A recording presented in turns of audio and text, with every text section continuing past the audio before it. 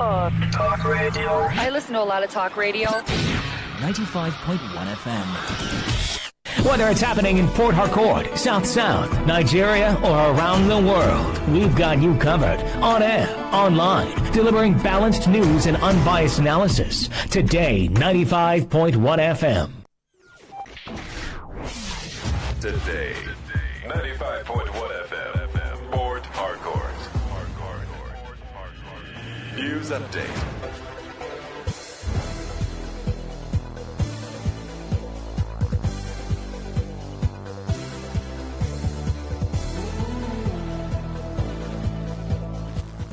A very good evening to you. This is the news on Today 95.1 FM Port Harcourt. My name is Rona Agbara.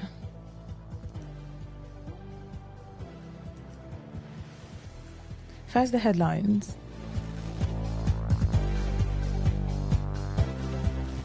Former Vice President Atiku Abubakar accuses President Bola Tinubu's administration of incompetence, lawlessness, and political intimidation. Defense Headquarters confirms ongoing damage assessment of recent United States strikes. FCT Minister Nyesom Wike dismisses allegations of instigating corruption allegations against Bauchi's state government. On the foreign scene, U.S. President Donald Trump administration orders an aging coal-fired power plant in Colorado. Details shortly.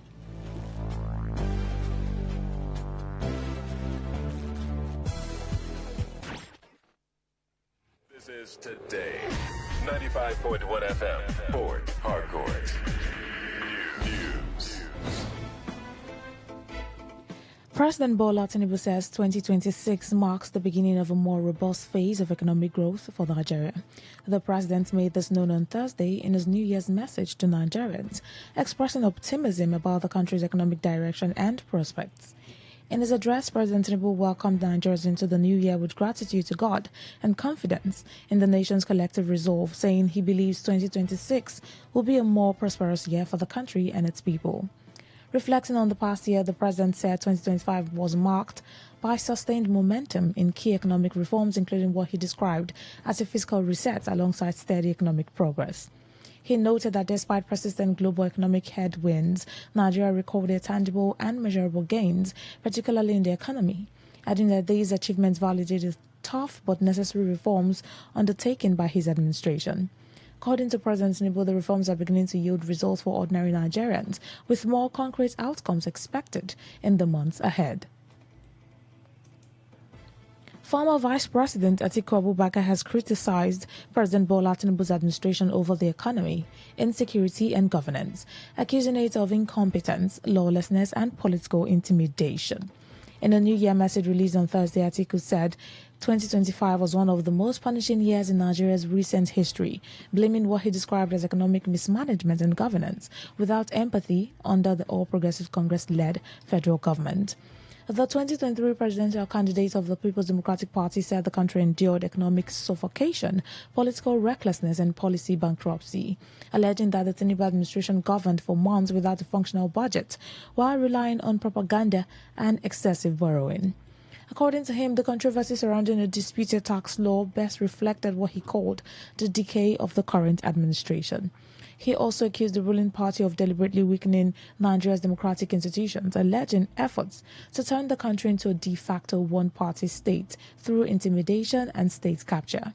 The former vice president said insecurity worsened significantly in 2025, with kidnappings, abductions, and violent crimes spread the country, while unemployment, labor unrest, and the collapse of small businesses deepened citizens' hardship. He claimed that despite the failures compounded by the appointment of undistinguished and unfit individuals to represent Nigeria abroad, the country survived not because of government competence but because of the resilience of its people.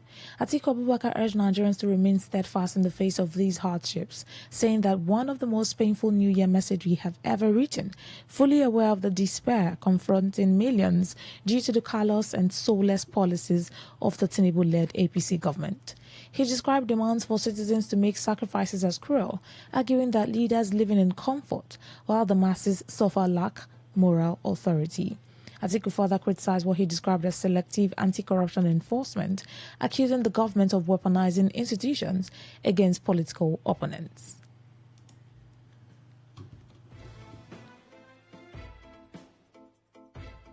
Abia State Governor Alex Oti has assured residents of a stronger economic future for the state in 2026, announcing that the government will begin offsetting accumulated gratuity arrears dating back to the early 2000s. In his New Year broadcast on Thursday titled Rising to the Opportunities and Challenges of the New Year, Oti reviewed his administration's performance in 2025 and the 31-month lifespan of his government. He said a special day like this offers an excellent opportunity to reiterate their resolve to continue to place the rapid development of the state above every other consideration, saying that for his administration it will always be Abia first. He said mistakes may have been made in times past, but the new year is an invitation to begin again, especially on a clean slate. The Abia State Governor revealed that his administration shall consolidate the gains of the last 31 months to further expand their system of advantages in 2026. He said we'll also see new levels of commitment to the development of critical transport infrastructure. OT further assured that he will commit about 5 billion naira to manpower training and development, and that agriculture would receive special attention in 2026. Oti described 2026 as a crucial year for Nigeria's political development as preparations begin for the next general elections, urging eligible citizens to take advantage of the ongoing continuous voter registration exercise by the Independent National Electoral Commission.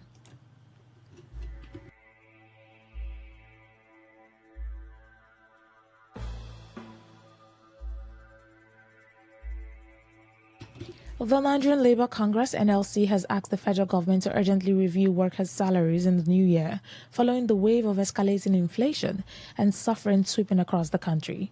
The president of NLC, Joe Ajero, in his New Year address to workers, noted that workers' salaries should be a living wage rather than for mere survival. Ajero acknowledged that the year 2025 was indeed challenging for Nigerian workers. He said as they stand on the threshold of 2026, the Nigerian Labour Congress (NLC) extends strong solidarity and firm fraternal greetings to every toiling hand and every citizen burdened by the weight of the current socio-economic system. Ajero, however, said the challenges did not deter the group from pushing for justice for workers, adding that the new year ushers in hope for workers. He urged workers to be vigilant and patriotic in 2026, adding that the NLC will not fail to organize and mobilize to hold government accountable, warning that the group would stand against manipulations by politicians. According to him, security should remain a top priority for every state to guarantee the safety of lives and property. The Defense Headquarters has revealed that a damage assessment of the recent United States strikes conducted in conjunction with Nigerian forces is still ongoing. The Director of Defense Media Operations, Major General Michael Onoja, gave the revelation while fielding questions from journalists in Abuja, where he stated that the military would release its findings publicly after the assessment was completed. The clarification followed widespread debate in the country on whether the strike was successful or not. The United States President Donald Trump has announced on Christmas Day that the American military conducted lethal strikes against Islamic State targets in northwestern Nigeria. The federal government confirmed the joint effort, describing it as part of ongoing counter-terrorism cooperation. Responding to questions on whether terrorists were present at the bombed locations, Onoja said intelligence reports confirmed their presence in the area before the strikes. According to him, the armed forces are also engaging civilians to support security agencies with timely information. He also said the military was monitoring the movement of terrorists outside the targeted locations and coordinating with field commanders to prevent their infiltration into communities. Plateau State Governor Caleb Mutfwang has officially resigned from the People's Democratic Party. In the later address to the PDP chairman of his Ampang West Ward,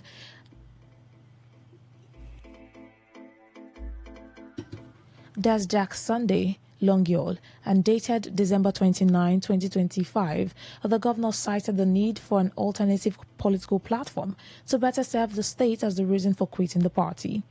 The letter obtained by newsmen on Thursday expressed the governor's gratitude to the party for providing him a platform to participate in the democratic progress and process.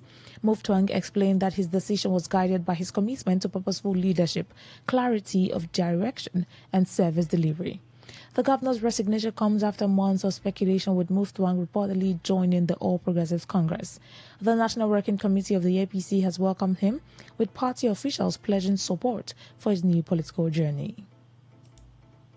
You are listening to the World News on Today 95.1 FM, Voice of the People. After the break, more news, foreign and sports stories. Please stay with us.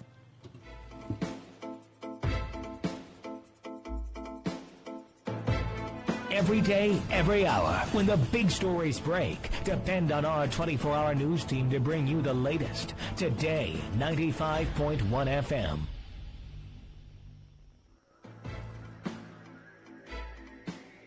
Thanks for staying with us. Now the rest of our stories. Bauchi State Governor Bala Mohammed has accused the Minister of the Federal Capital Territory, Nyesom Wike, of plotting to ruin his integrity. Mohammed, who stated this on a television program monitored from Port Harcourt, also alleged that Wike is an undertaker in the People's Democratic Party rather than a genuine member. The governor also denied having any link with banditry in the country, saying that he knows those he described as shenanigans and mud-slinging people, giving a dog a name in order to hang it. He also described Wike as an undertaker in PDP, insisting that the FCT minister is not there as a genuine member of the PDP, cautioning Wike against trying to be in two places at the same time, a move which he said is against the rule of nature. It would interest you to know on Wednesday, Mohammed alleged that the federal government was using the Economic and Financial Crimes Commission, EFCC, to harass him and officials of his administration because of his refusal to join the ruling APC. The EFCC had recently filed a fresh criminal charge against the Bauchi State Commissioner for Finance, Yakubu Adamu, and other defendants over alleged terrorism financing involving a total of $9.7 million. Meanwhile, the Minister of the Federal Capital Territory, Nyesom Wike, has refuted claims made by Bauchi State Governor Bala Mohammed, who accused him of instigating corruption allegations against his government. Speaking in Abua Odua local government area, Wike challenged Governor Mohammed to list the project he completed during his tenure as FCT minister. He asserted that Mohammed underperformed in his previous role and also accused the Bauchi governor of meddling in River State politics. Again, I watch what the governor of Bauchi is saying, that all the problems is having, I'm the one that God has said I will put fire in your brain. So if you don't have such power, why are you fighting? Go and face your problem. You came to my state, I said, be careful, leave my state alone. You wanted to impose party leader in my state. I said, you will see the price. Today, he does not have a party to bring his successor. That is what I want them. My EFCC is facing them. He says to me, what's my business? Tell them to leave me alone. Go and face your problem. I'm only fighting with you as party leadership. I don't tell people what you did in FC. Anybody that has stroke is wicked. Anybody that has headache, wicked. Those who are in Sokoto, wicked. They're in Taraba, wicked. They're in Lagos, wicked. They're in Bauchi.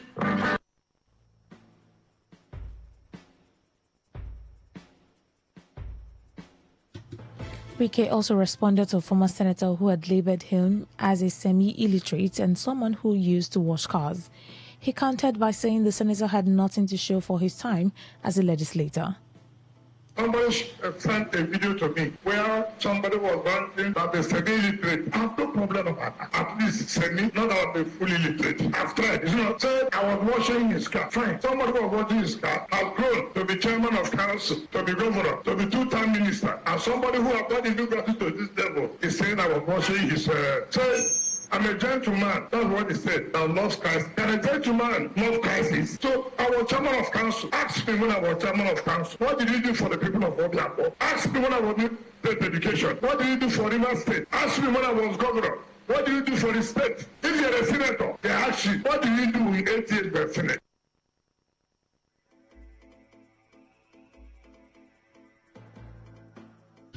River State Governor Siminalayi Fubara has called on people of the state to express no fear concerning unsettling reports of a political crisis brewing in the state.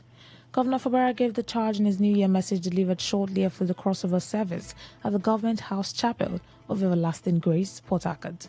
He expressed optimism that 2026 will usher in improved fortunes for River State, assuring that his administration was entering the new year with renewed strength and confidence.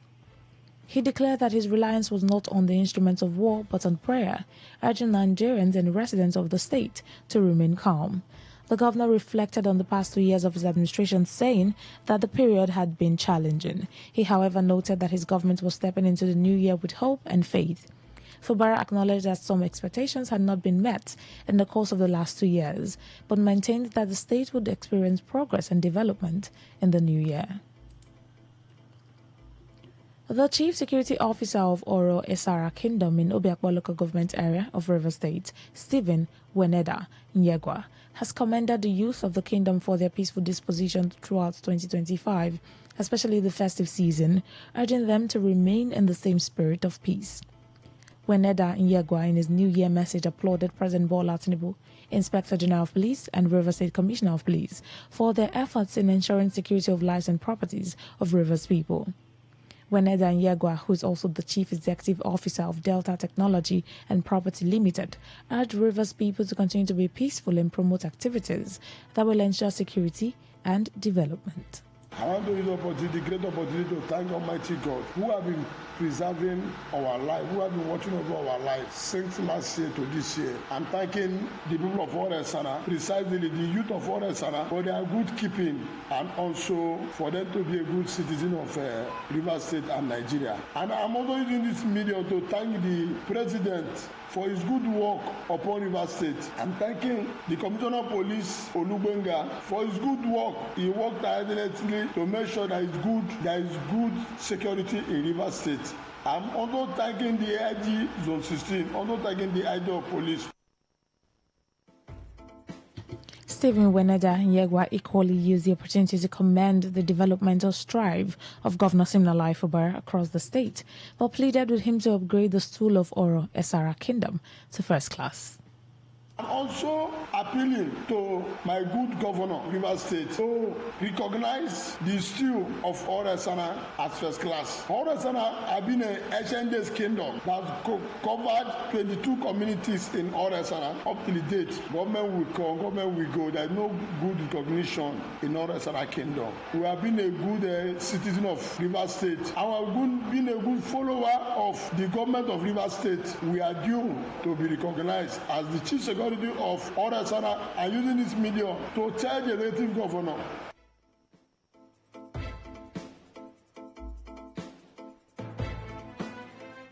The U.S. President Donald Trump administration has ordered an aging coal-fired power plant in Colorado to stay open on Tuesday, a day before it was set to be retired. The order from Energy Secretary Chris Wright will keep the nearly 50-year-old Craig Generating Station Unit 1 in the northwest Colorado operating until the end of March, with an option to extend it further. It's the Department of Energy's sixth such move this year. Wright has also ordered 2 coal plants in Indiana, 1 in Michigan and 1 in Washington state, to stay open past their retirement dates, as well as Pennsylvania power plant that runs on oil. Colorado's governor and its top energy official pushed back on Wright's claim that keep Craig open would boost affordability, saying it would only raise electricity prices. Their retirement dates, as well as Pennsylvania power plant that runs on oil. In a statement, Colorado Governor Jared Polis, a Democrat, said the order would pass tens of millions in cost to Colorado ratepayers in order to keep a coal plant open that is broken and not needed.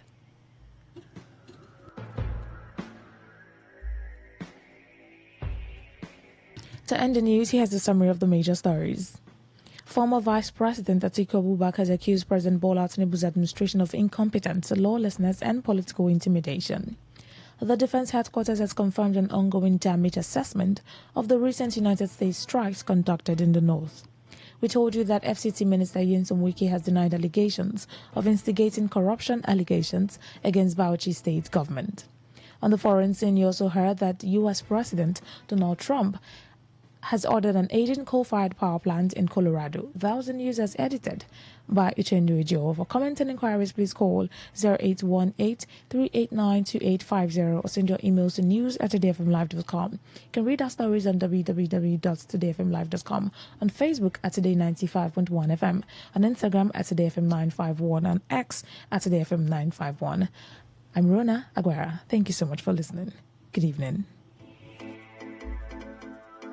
Today's news, today's entertainment, today's sports, today's issues. Today on Today 95.1 FM, Port Harcourt.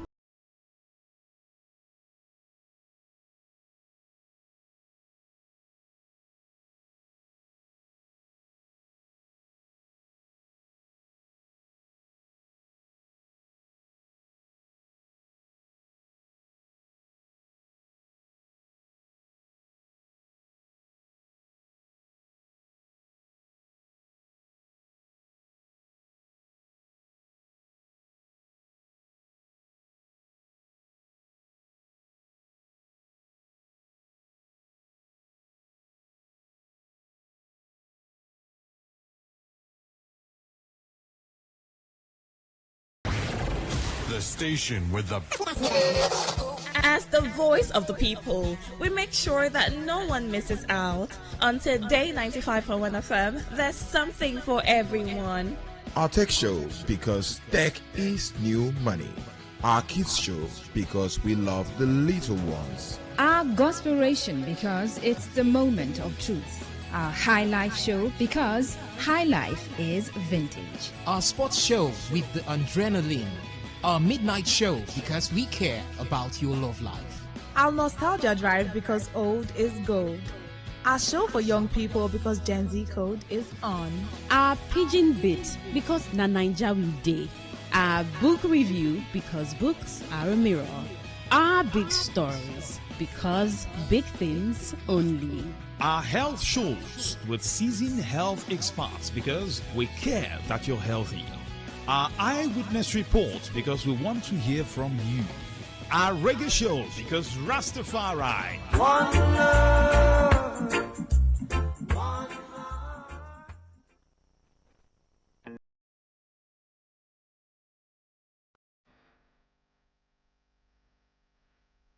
More music on trendybeats.com.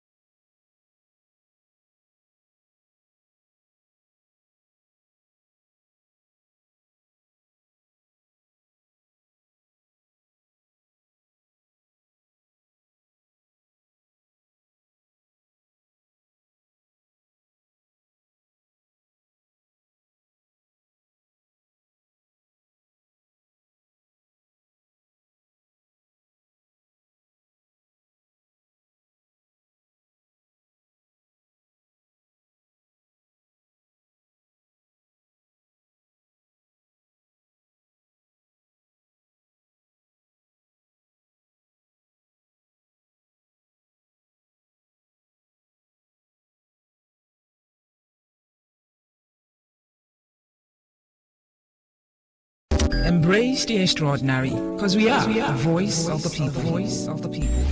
Today, 95.1 FM.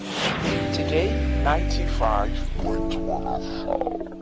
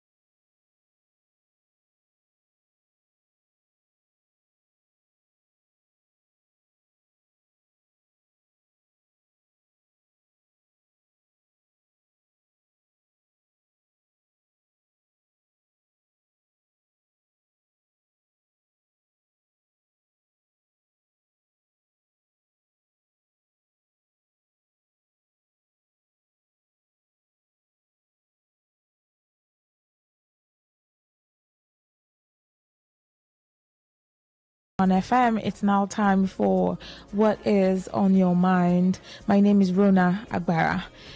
The segment where we get to talk about, or you rather, because it's more about you than me seated right here, where you get to tell me what's on your mind. Tell us what's on your mind, and every other person listening would want to hear what is on your mind. I open the phone lines for this. And by the way, compliments of the season and a happy new year to you. Welcome to the year 2026. I just feel within me that this is the year we've been waiting for. I don't know why I have that feeling though, but we'll see as the year goes by. We'll see why. I'll see why I have this feeling that this is the year, 2026 is the year I've been waiting for. Someone says, oh, we've been saying this. So I said this last year. I said this the year after. But I'm speaking for myself.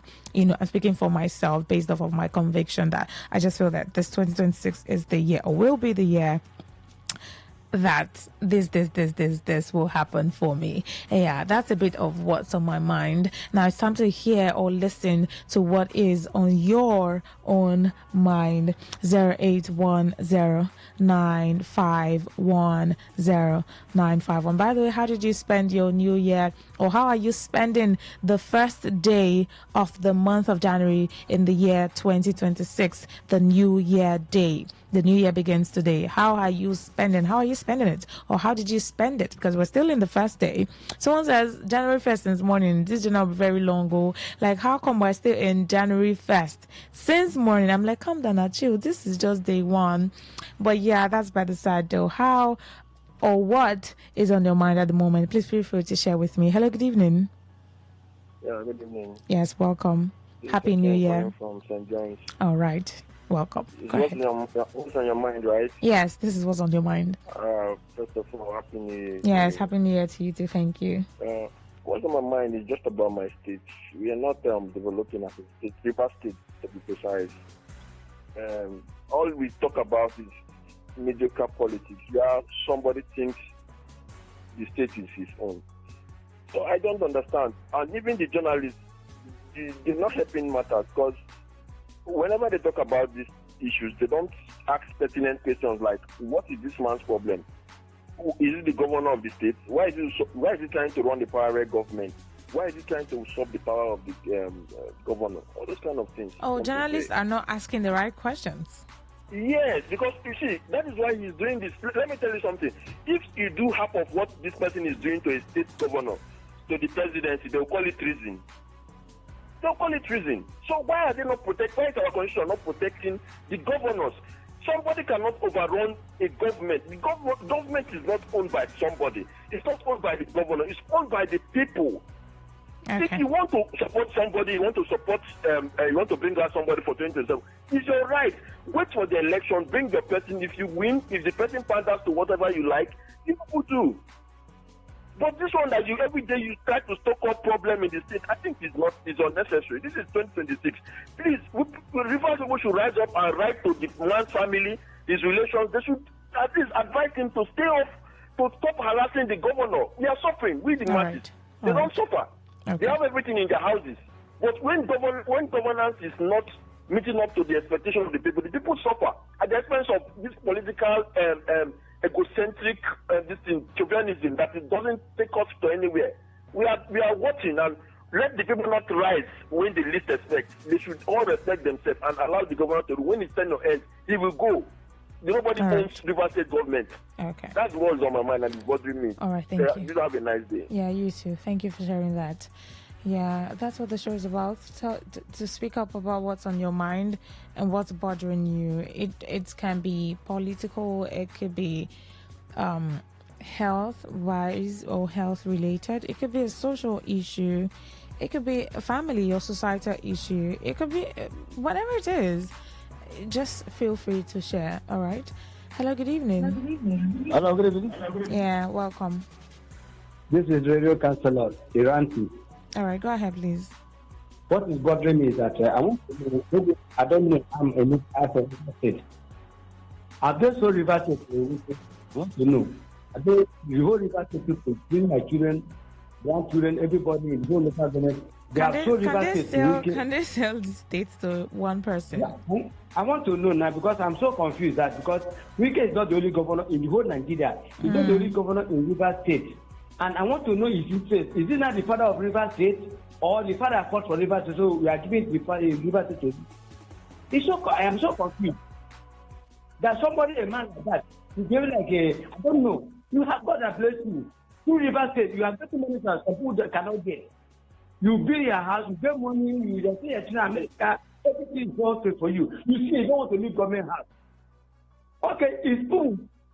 Poor have been helping you. Why is all help to other people become problem with Nigeria? Who make him to become local government chairman? Who make him, even when he was working in the park, who make him to become a worker in the park? He becomes local government chairman, who make him? He become minister, who make him? He become governor, who will help him? All those help, is it not help? Why is all help become problem? Did anybody not agreement with him when he was a governor? I wonder, and the people, majority have been following, helping him. Disguising themselves with the public. I'm also ashamed of many people in Nigeria. All right. That's what's bothering you, and it's very valid for you to share what's bothering you. Yeah. Okay? Okay, 0810-951-0951. Hello, good evening. Good evening, Rona. Yes, good evening. Welcome. Yeah.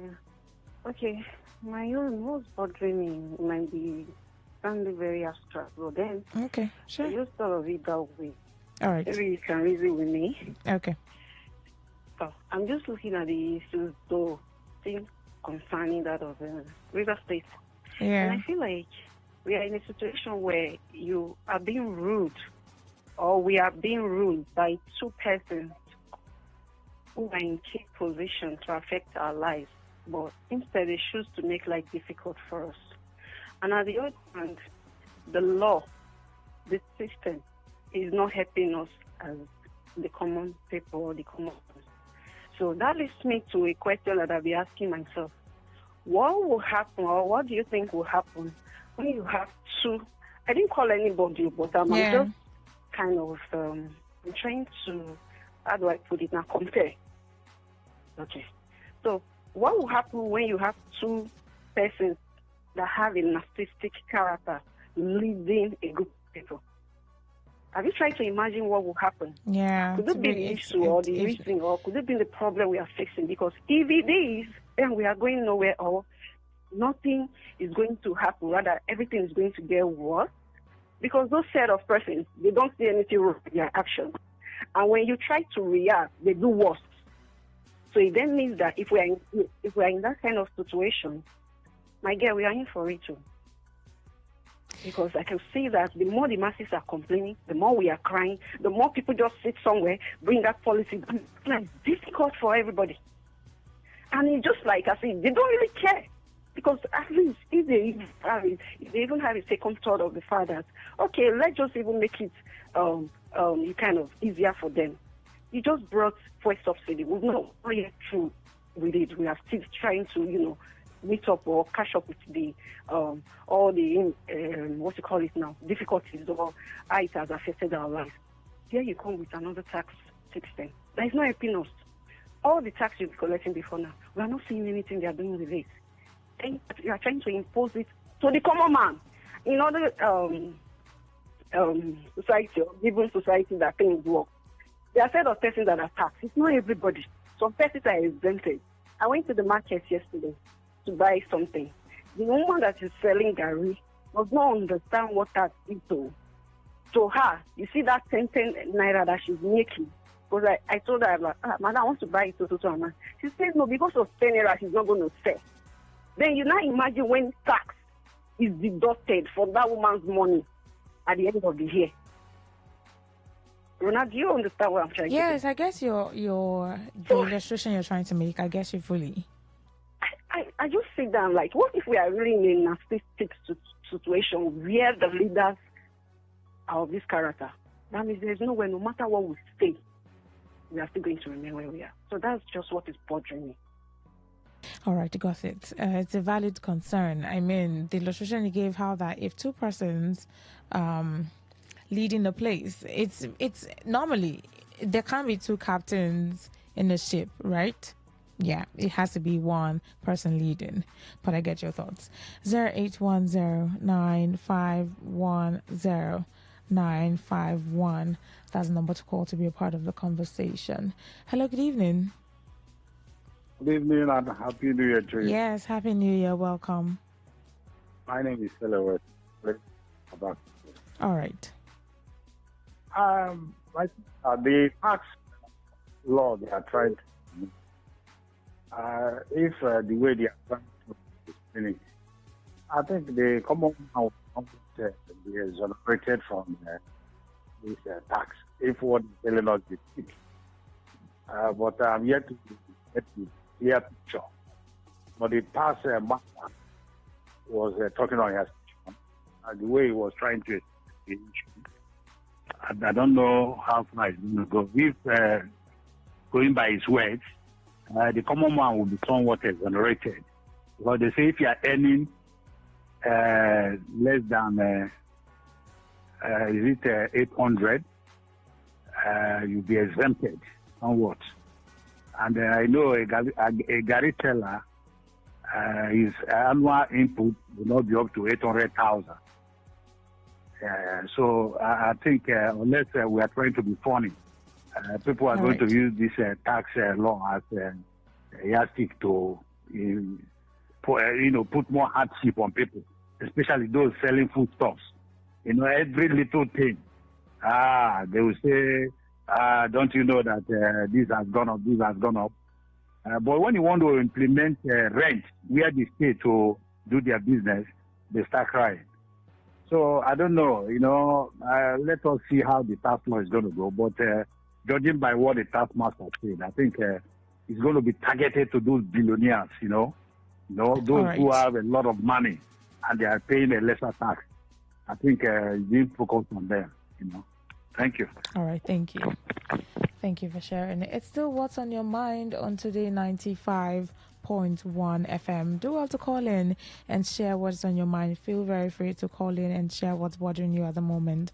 All right, 0810 9510 951. Hello, good evening.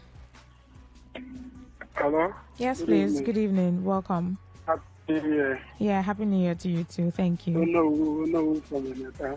All right, go ahead. What's on my mind this River State matter that FCC minister and we were talking about agreement that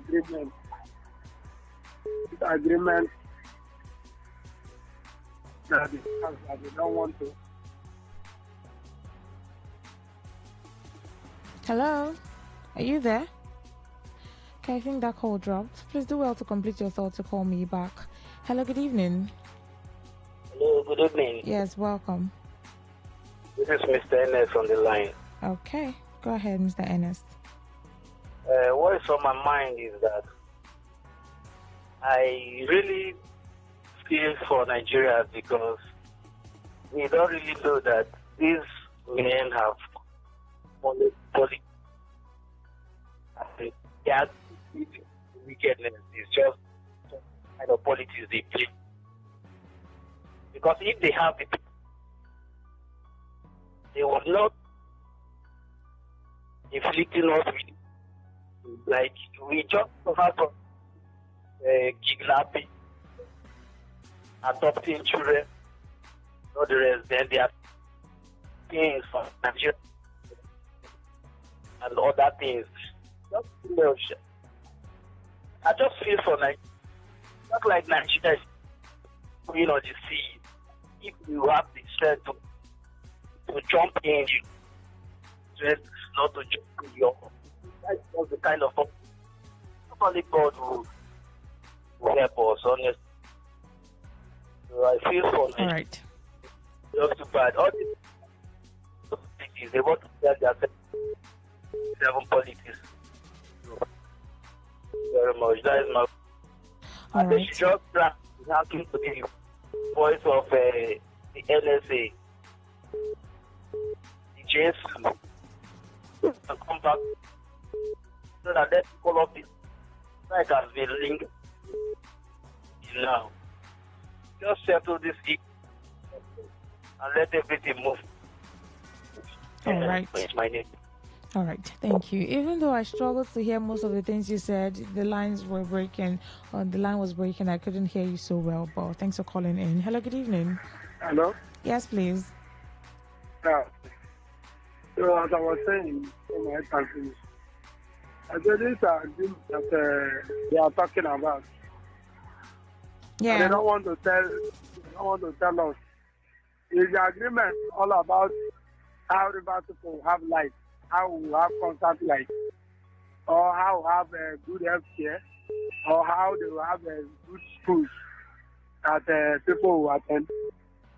Because I don't understand this agreement. Every time agreement is because of this same agreement, they brought a state of emergency, and we know what we went through under the state of emergency. Now again, they have started again. Agreement is agreement. I don't know if the agreement is all about sharing formula, or how they will be sharing the river's money, or how they want to make River State a better place. Because me, I'm not seeing anything good coming out of this. All right. They should allow the governor to work. This governor have the people at heart. They should allow him. At least the Korean people have ruled for over 16 years. Now that his River milestone, they should allow him to work. If he does not do well, then River people will vote him out. They should stop all this their propaganda and causing confusion, problems everywhere, because they are using River people money to set confusion in River State, setting problem everywhere. They should stop this rubbish. That is what is on my mind. All right. Okay. Whew. It's a lot, right? It's really a lot. Hello, good evening. Good evening, Fatima. Yeah, this is Rona. This is Lansing calling from the greater. Okay, go ahead, please. Okay, what is on my mind? The happening in our state and in the nation. You see, even the man, the ex-governor, he says Sokoto, they say Wike, Abuja Wike, here Wike. He himself, he made a rest. Not only him, then the governor. So what I'm trying to say is, he thought he's wise, but his wisdom has failed him. Because a small boy have defeated him for the third time. And if he thought he has capacity, let him go back, let him leave the president and stand alone and fight the fight, so that we can know how strong he is. Not when a small boy will stay in the back of his father and be causing trouble. Let him go out from the father's back. My mother always tells us that if you want to show you are strong, go outside and make trouble. Don't stay here and be making trouble. This one is hiding behind the president. Let him leave the president and make this trouble. Let us see how far. The people is accusing. Allegedly, he's even more corrupt than those people. If Nigerian constitution, if Nigeria is working optimally, where has he worked to acquire all these things he acquired? Apart from allegedly, he's looting from office. So most of all this thing is doing, we pray that God should help. Let the electoral act be properly set, so that when people vote, let their vote count. I promise Wike that even his word, he cannot win it. 2027. All right. If they do the electoral act properly, even his word, Wike cannot deliver his word. He's just making noise. God will help us, but let us pray to be alive then. Because this always saying will start January with noise. Everybody they wait for them. He don't cook for Rivers people, but now Rivers people will cook for him. Make him prepared. Let him from the greater. All right. Okay, it's a bit overwhelming though, but I like that all of you are expressing what is on your mind and you're expressing what bothers you. You know, it's a good way to start the year, letting off, things on your mind that it's best you say it out. It may not get the immediate response, but over time or with time, it would definitely get corrected. Some of the things that you all have been talking about that's on your mind are things concerning Rivers State, things concerning our state and our people. And they are good concerns. They are good things that bothers you. It's because you are a Rivers person and you love your state and you want the best for your state. That's why you're even concerned about it. So I get it. I get where you're coming from. Hello, good evening. I greet you. Happy New Year. Yes, Happy New Year to you. Welcome. What's on my mind is this tax reform. The tax reform, though there are some parts that I am okay with. Okay. Most especially those parts that they said whatever the state produce, that is what they will get. I'm still with that. But you see, this one that they said everybody will be paying tax. As far as you are earning up to 800,000. Is this 800,000? Is it up to? Is it 800,000? Is it up to the money that they are using to pay their children's school fees, or they are using to even go for lunch? Their children want to go for lunch. Is it to the money that their children is using to go for lunch? All right. Then they want to tax hell out of us. They want to tax hell out of us, and of which is very bad. All right, thank you. I have to go now. I have to go. I'm sorry. Before that, they have not pronounced it. They are already taxing us. You just sleep and wake up, they will debit you. You just sleep and wake up me. They will just debit me 2,000. Oh, sorry about that. I'm sorry I have to go. The time is already fast spent. But yes, I get your complaints and I get what's on your mind. All right. So let's take some messages. Okay. Let's do some messages in a minute before we wrap up the segment. What's on your mind? Regular text messages. Okay. This one here says, "What's on my mind is what the governor doing. What's the governor doing with our money? I have no issue with the FCT minister because he has the right to free speech and association. He is a Rivers man, so no one can tell him to leave Rivers State alone. He's the one who brought the governor. My concern is the governor's performance so far. I don't want excuses regarding his duties. The allocation he's receiving now is higher than all our previous governors." Flat Art from Port Harcourt. So the one says, "My dear sister, Happy New Year. Thank you. Can you be a man and at the same time be a woman? There's only one governor in River State. Sebo should call FCT minister to order in this new year. This tax something no go easy from Tango Ability at Egbu." All right, thank you all so much for sharing what's on your mind. Just like I said earlier, it's important that you talk about what's on your mind and let it off your chest, right? Because keeping it, beginning the year and keeping a lot of things in your heart can lead to resentment and, discouragement and all of that, all of the negative energy. And we do not want that in this new year. So I get you. Thank you so much for being a part of the show. Eyewitness Report comes up at 7 till 8, and Security and You comes up at 8 till 9. And 8 to 8:45 thereabouts, yeah. And then The Thrill comes up at 9 p.m. till 10. The World News right after that by 10 p.m. Please stay with me. My name is Rona Agbara, and once again, a happy new year to you.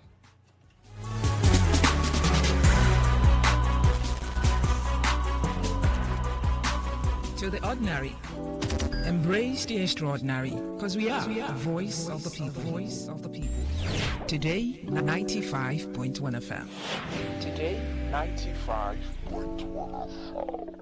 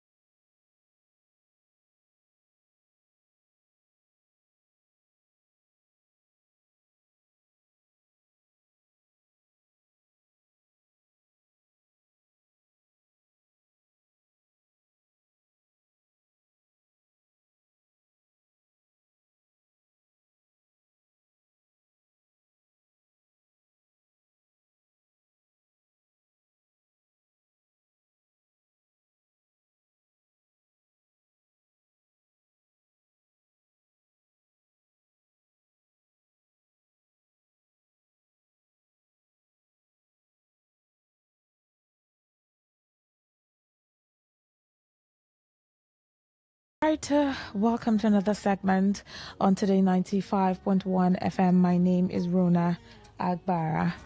Okay, it's time again, or time now for Eyewitness Report. I'm pretty sure that you have seen a lot, in fact, your eyes have seen a lot of things from yesterday into today, last week, this week. It's the time to share what your eyes saw, your ears heard, your mouth said.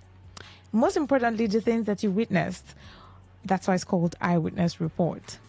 What did you see yesterday that you're like, oh, I observed this, I saw this, I witnessed this. Social, political, cultural, family related, health wise, community, river state, the streets, your area, your community, your compound, Nigeria. Those things that you saw or that you are seeing at the moment or that you just saw at, right now as I'm speaking, you have the floor to call in to share your eyewitness report. Oh, something happened yesterday in my community. I want to talk about it. I didn't know this and that and that and that. Yes, this is the right dial to call in and share that. Oh, this morning, I woke up and I was going to so place, and then I saw this and I heard that and I saw this and this happened, and I was talking to somebody about it. This is the right dial to share that thing. Yesterday, the last day of the year, something happened in my community, in my area, and I think I should talk about it. This is the right dial to share. All right, 0810-951-0951. That's the number to call to share your eyewitness report. Hello, good evening. Hello, good evening. Yes, welcome. This is Obona calling from Roma. All right, go ahead. Happy New Year. Yes, thank you. We are back in the new year. And my eyewitness report will come like an advice as well. Just this morning, I've seen 2 accidents, which I think, in my thinking, is something that could be avoided. What area? Particularly drivers. In Roma Road, then one in Alakaya, in opposite, just by Assemblies of God there. Okay. 2 of them I saw today. That of Alakaya, a car was just parked, and a keke bus, without lost control, only him knows the reason, rammed off that car that was parked by the road, went to the church signboard, damaged it. Then the second one now is just in Romaolu Road. The car has gone past this drainage and has rammed off to one of the poles there, just a smaller pole. So that we have entered the new year is not a ticket for people to be careless. People should please, as you enjoy yourself, let it be done in moderation, particularly for those drivers who will take alcohol. Don't drive carelessly so you don't put people in danger or you don't endanger the life of others. They too also have to be safe because they left home and people are expecting to come them back. Because eventually anything happens, beyond them not being around, they will also put some other people who are dependent on them on hardship. Thank you and have a nice evening. Thank you so much for sharing that. And I hope every other person listening would, put that in mind and ensure that you drive safe and you avoid, accident that can be avoidable. 0810-951-0951. And now is the time to share your eyewitness report.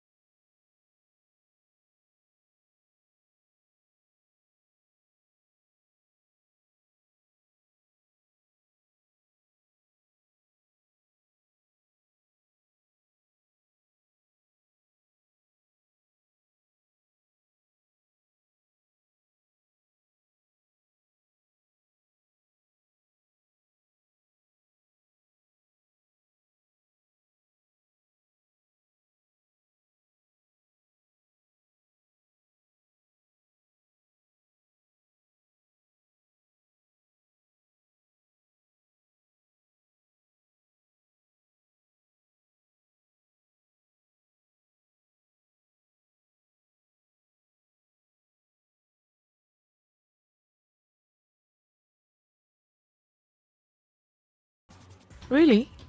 Yes. Yesterday or today? Yesterday. Oh. So even today, safe. At the Rumokoro itself? Yes. Room could run about. It was just If up to- abandoned there? Yes. If up to now, there's the body is still there. That's serious. Okay. Thank you for sharing that. Okay. Thank you. I really don't even know how to react to that, but oh my God, that's really serious. Now, no information yet about who the person is, how the body got there, who dumped the body there, investigations on how or what happened, that there's a dead body in Rumukoro. That's very serious. But thank you for sharing that. I mean, for calling in to, inform all of us. Hello, good evening. Hello, good evening. Yes, welcome. Happy New Year. Happy New Year to you too. Thank you. Please, I want to just pass an advice with regards to Anthony Joshua's accident. My name, by the way, is Mazemba from Winnipeg. All right, go ahead. I was discussing with a military man who claimed to have seen a true picture of the situation. And the issue was that after the accident, Anthony Joshua was robbed, even with the dead bodies, they were all robbed, and they have been flown back to abroad. This morning I heard that Anthony Joshua was being treated in Nigeria at Lagoon Hospital, and he had been discharged. So we should be very careful. My advice is this: we should be very careful the way we pass wrong information. Yeah, very important. Sometimes we hear the negative rumors and falseful information, and we carry it along and fly with it. Before long, somebody will hear it and say, I was there, that I witnessed it. And meanwhile, the person is miles and miles away from the scene of whatever, either accident or the happening, and they will give wrong interpretations. And a lot of people will just carry it on. You understand what I'm saying? Yes, very well. I advise us in this 2026, we should be careful of what we hear, we should be careful of what we say, and we should attempt to verify things that we hear. Okay. Thank you. Thank you for sharing that and for, adding the advice. Very important. I mean, wrong information has killed people before. Wrong information is very deadly. I mean, we know that ignorance is deadly, but wrong information or misinformation is even deadlier, because you could get an information that is not true and run with it and get into a serious trouble. So let's try to verify information before we share, and sources of such information before we, spread it. Yeah. 0810951091. I think I'll just go on a short break, and after that short break we'll be back to still take more calls and text messages and WhatsApp messages on your eyewitness report. Please stay with us on this dial today 95.1 FM. My name is Rona Agbara.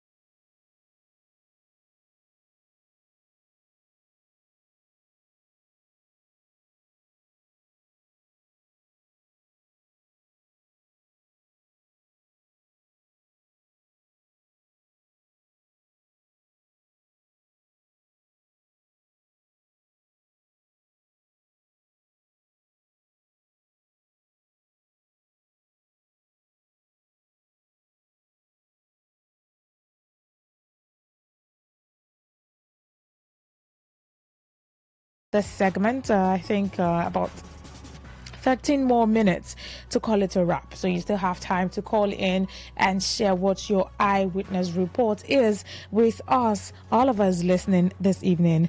Yes. Yesterday, there's something I saw yesterday, but I think I'm going to move it to talk about it during the thrill by 9 p.m. It's a bit of an eyewitness report and it's also something related to the topic we'll be talking about by 9 p.m. So I'll just move it over, shift it forward rather to 9 p.m. But I think it's something that everyone experienced yesterday. If you didn't experience it yesterday, even if you were in your house, you would have felt it. Hello, good evening. Hello. Yes, Good evening. welcome. Okay. I'm calling from Port Harcourt. All right, go ahead, please. Huh? Yes, go ahead, please. Hello. Yeah. Okay. I said my eyewitness is that the drum of war is about to go on in River State. I'm not comfortable with it. That we need to pray, let God bring down peace. How do you mean Let there be peace what? and tranquility in the state. Let God arrest the situation. Okay. That's your eyewitness report. I'm worried. I'm not comfortable because what happened last year, the emergency rule brought the state backwards. Yeah. And this one now, I'm telling you, my sister, like where two lions are fighting, two elephants are fighting. The masses will suffer it so long. It will even be bloodless if care is not taken. No, we reject that though. We don't want. Yes, got your thought already. Thank you for sharing. We don't want violence, and there will not be violence in the states. It will not get to a part where citizens will start suffering for things that they know nothing about. But yeah, thank you for sharing that. Okay, 0810-951-0951. What is your eyewitness report tonight?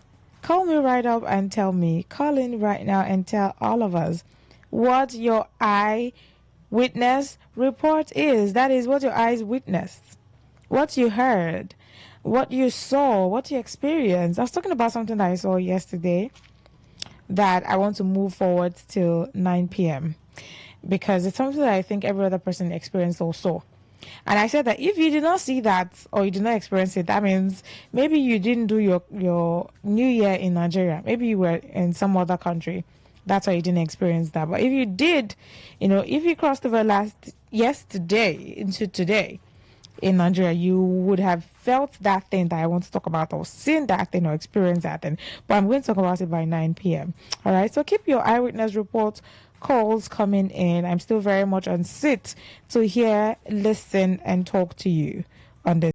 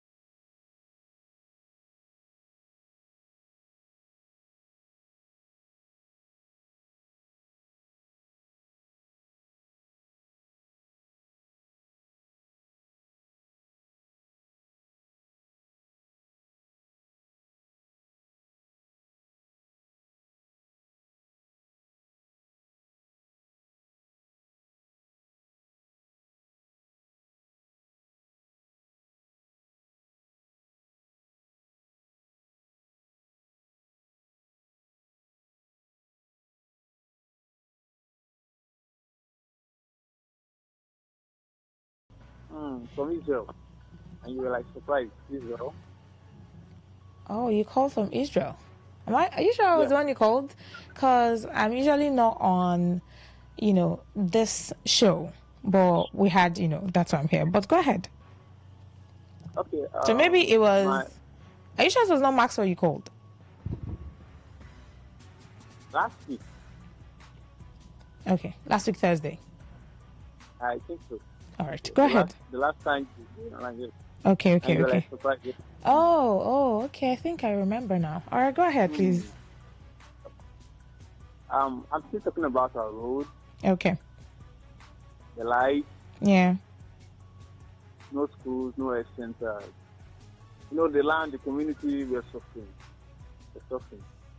Even though it is dedicated to God, at least we need this system and this to around us. We shouldn't be in bondage or in that area. While we have the government, we have the local government chairman, chief barrister, Lloyd, Julius. He was there a few years back, and then he made some promise to us. He's here to fulfill it, calling on him with humility. Okay. Yeah, with humility. And then a capacity governor. Guy. All right. Thank you. Man. Yes, please. And then the last Chief Israel and Chief Sergeant Awuse. I'm calling on them. If you come to us, please. Thank you. All right, thank you. Thank you so much. Thank you for sharing. All right, I think this is where we would wrap up Eyewitness Reports. Appreciation goes to all of you who called to share your eyewitness reports in different areas. Appreciate you. Thank you so much. Once again, a happy new year to you. Welcome to 2026. Stick around. Security and You comes up at 8. Wraps up 8:45. Right after that, The Thrill begins by 9 p.m.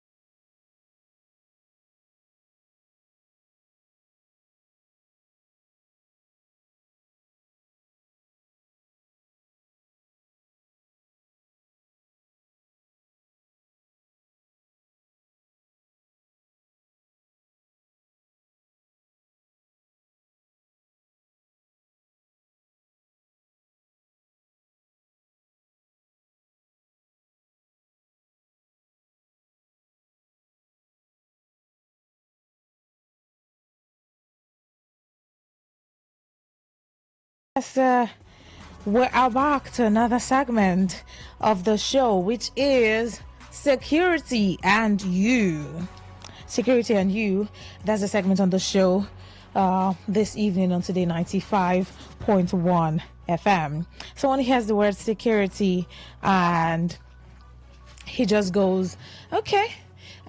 Security is the work of people. This is the work of this agency. Security is work, but forgetting the fact that you, as a person, you also have a role to play in security. Yes, there's security agencies. They have, duties assigned to them. But you, as an individual, your safety is important to you. Is your safety not important to you? It is. So security is also your business as much as it is the job of security agencies. We're supposed to have a security expert, but we'll just do security reports, or let me not say reports, security situation in your area. We know how this year has been, how turbulent this year was when it comes to security issues and insecurity issues, challenges.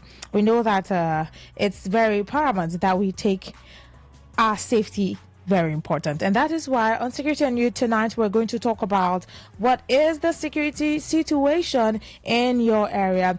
Yesterday we crossed over to the new year from 2025.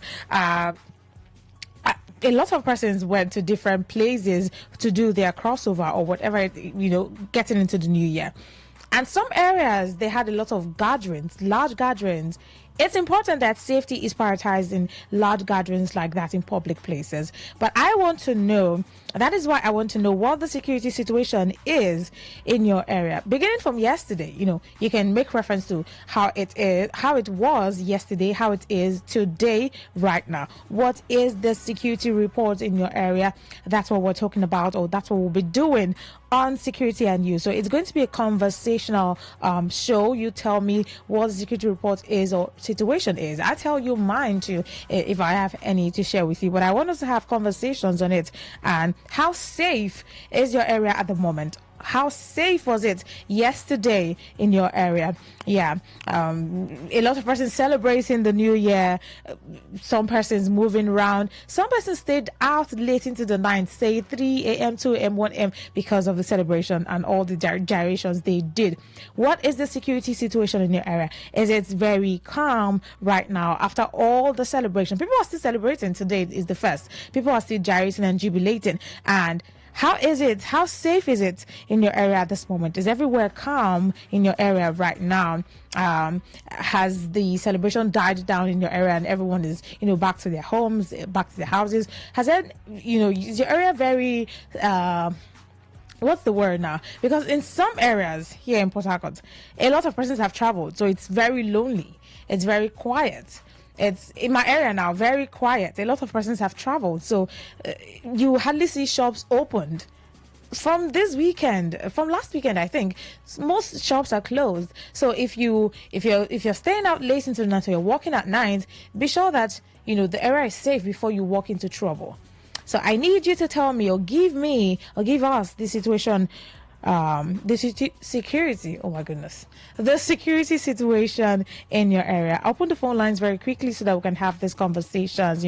Talk to me, I talk to you. Yeah, that's how we'll do it. 0810-951-0951. If you want to send the situation report, the security situation rather, as a text message or WhatsApp message, you can do that to 0701 933 9962. My name is Rona Abara, and it is Security and You.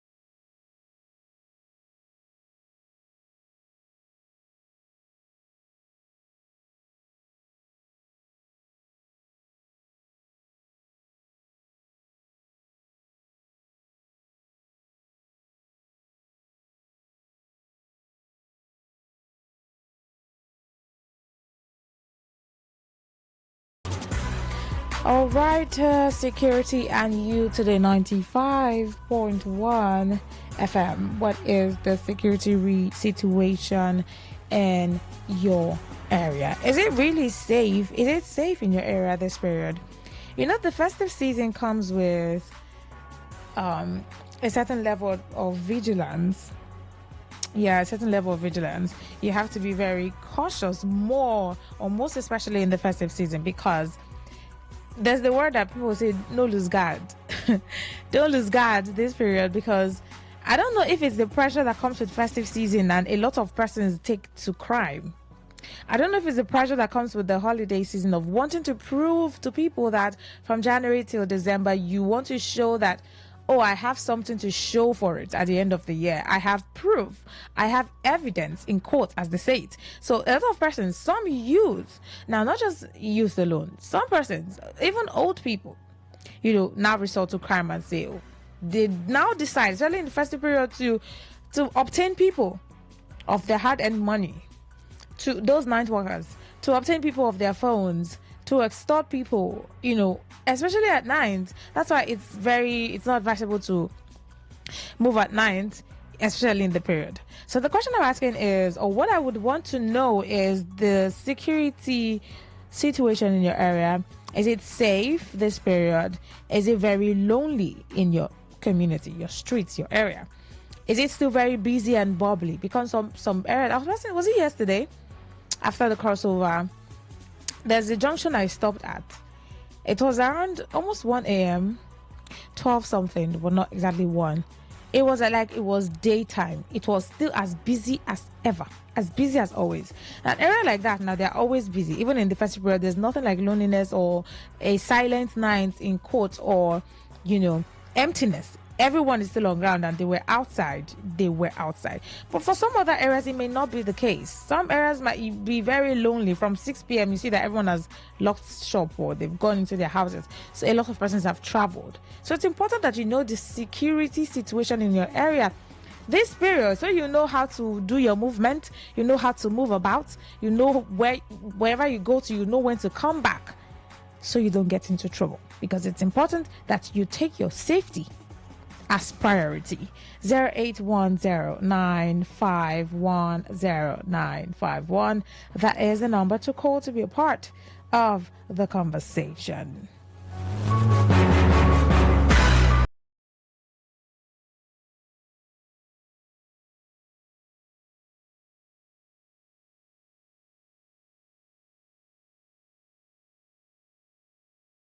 Come. Thank you. Actually calling from LM. Okay, go ahead, please. Yes, my building is very calm and very crowded. Oh, so there's nothing like quietness going on. Yes, people do not travel in that very large area like that. Everywhere is very busy. And the security is very calm and, Oh, okay. They are all intact. That's good to know. So it's still very safe and secured. Thank you from LM. All right, thank you. Thank you for sharing. So he says that his area is still as busy as always. There's no sign of it's the festive period. People have traveled, shops are closed, people have gone to their villages, there are not much people around. He says it's still very busy as always, and the situation or the security situation there is intact. There are no loopholes of chances of people coming to do anything funny or tricky or sneaky or fishy. All right, thank you for sharing that. I still want to hear more security situations from different areas in Rivers State and environs. What is the security situation where you are at listening to me right now? Do well to call me in 0810-951-0951. And if there's any fishy movements or sneaky movements around your area, that's also a security report. That's also a security situation, and it's important that you share.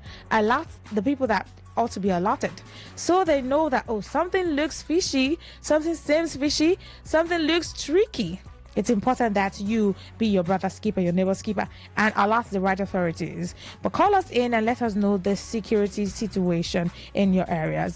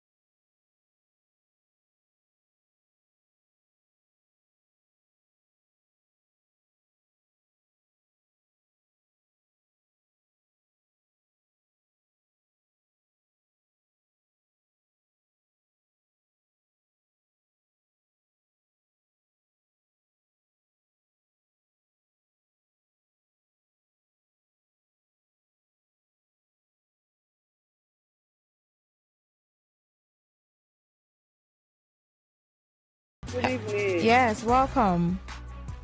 Thank you. Happy New Year. Yeah, thank you. Happy New Year too. My name is Mumi Abigail. Okay, Abigail. Ability. All right, Ability. Go ahead, please. I'm calling you from Rumalog. Okay, so what's the security situation there? It's very calm, no problem. We enjoyed our New Year very well. Yesterday I was just calm. We enjoyed ourselves, no problem. Oh, okay, so it's very calm and safe. Yes. Okay, thank you so much for sharing that security situation at Rumagolu. Thank you. All right, more to come. Send your call in and share the security situation in your area tonight or yesterday or this week. Please do well to do that, because sharing that is a way of alerting somebody of their safety and security. If it looks really rough and doesn't seem so safe, call in and share. You can choose to stay anonymous if you do not want to call your name, maybe because for security reasons, because this is Security and You, and this is the show Security and You. You can call in and share. If you want to stay anonymous, that's fine. If you want to call your name, that's cool. But what's important is you telling us and every other person listening the security situation where you're at listening to me right now. 0810 951 0951.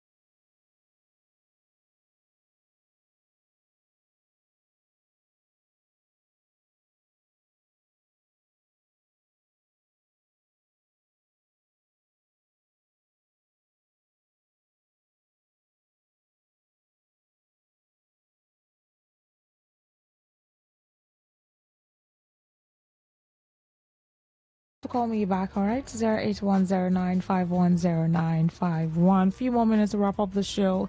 It's just 10 minutes more and it's a wrap on security and you. Please, what is the security situation in your area this evening? How was the security situation in your area yesterday? And what is it like now, today? Please share with us, all right? 0810-951-0951.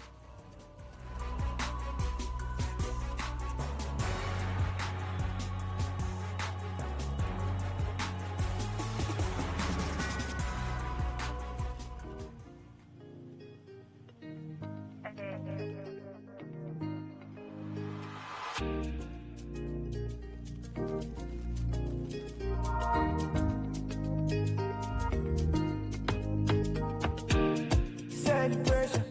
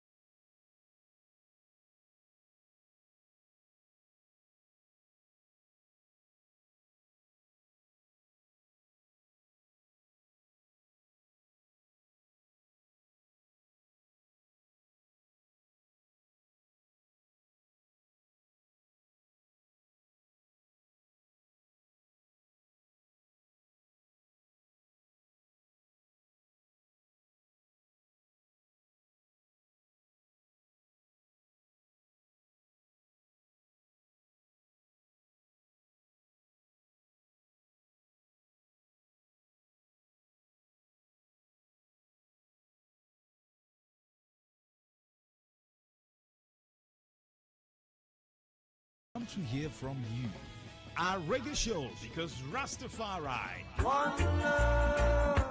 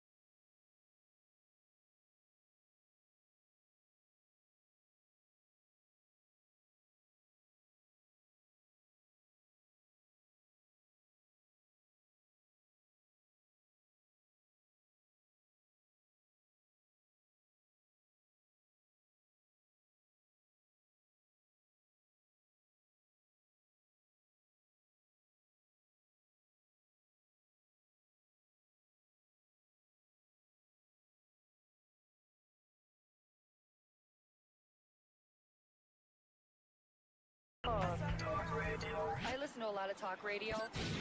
95.1 FM.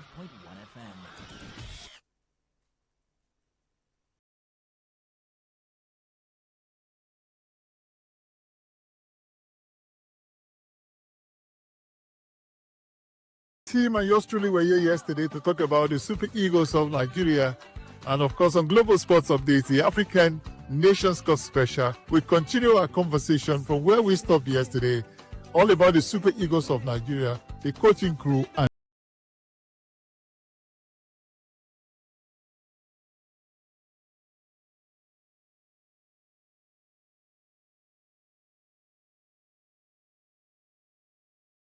how Victor Osimhen celebrated Rafael Onyedika, who scored 2 goals against Uganda. The media were all over him, and he said something, this is the man you should be talking to, and it's not me at all. Now, what value do you think this young man is going to be adding to the Super Eagles of Nigeria going forward? You can't score 2 goals, and the next game you don't play at all. He's going to see some minutes. How much quality has this young man got from what you saw him do against Uganda? And was that the first time you were seeing him? Oh, what a talent it is, Rafael Onyedika. It's not the first time I'm seeing him play. Often watch when he dons the blue and white of Club Brugge. But in terms of the national team, I was in Côte d'Ivoire, saw him feature in the final group game. That was the only matchup he's had with the Nigerian team. But this against Uganda was his first start, and once again just reminded the entire world of his quality. And Victor Osimhen was correct to say, ignore me as the captain, ignore me as the face of this team. This is the player you should be speaking to. And in the post-match conference, when he walked into the press conference room with his trophy for being the MVP, he sounded very calm. I remember my question about how he felt walking on the Eric Shell. His response was very articulate and also respectful. When it was asked if these 2 goals should just instantaneously put him in the lineup, he said it's the prerogative of the manager. So not only is Rafael a fantastic player, he also has a calm head. So I'm looking forward to the future for him. I honestly don't think he might start the next game, but naturally he should, because it's a very, very competitive position. If the manager decides to play him alongside Onyeka and Wilfred Ndidi and Dele Bashiru, just so much quality in that midfield. And Eric Joe mentioned that it's a headache for him now, but it's the sort of headache managers enjoy. Let's take a listen to Victor Osimhen talk about Rafael Onyedika after scoring 2 beautiful goals for Nigeria against Uganda on Tuesday. Come. Go. I don't do with you. No, don't mind him. He's the man of the moment. But Stephen, you Give him too. the. I said, come. You have to interview him. Yes. No? Yes. Then do him first, and after you do me. Okay. Come. Stay like this. Yes. Stay. I'm there with you. Okay. Please come here. I mean, Onyedika has been one of our best players, and most of the time he doesn't get the, the hype he deserves. And he's a really talented player. And for the kind of performance he's done today in the game, I think he deserves to be in the spotlight. So for me, it's not about me. It's not about, the Super Eagles. It's about him, because the game is done. And he's done so well for the team, so he deserves to be in the spotlight. So I wonder why you guys are interviewing me and not him. So that's why I brought him to also have a glimpse of what it feels like to when you have a good performance. You see every journalist want to interview, want to get your feeling about the game. So I'm really happy for him. Victor Osimhen, the big brother. Now, Emmanuel, let's talk about Paul Onuachu. He get crashed into Eritrea's team. That much we all know. And he got an opportunity to start against Uganda, and he scored a goal. How would you rate him in that game against Uganda? Does this earn him a starting shirt or more playing time in the Super Eagles of Nigeria at this African Nations Cup in Morocco?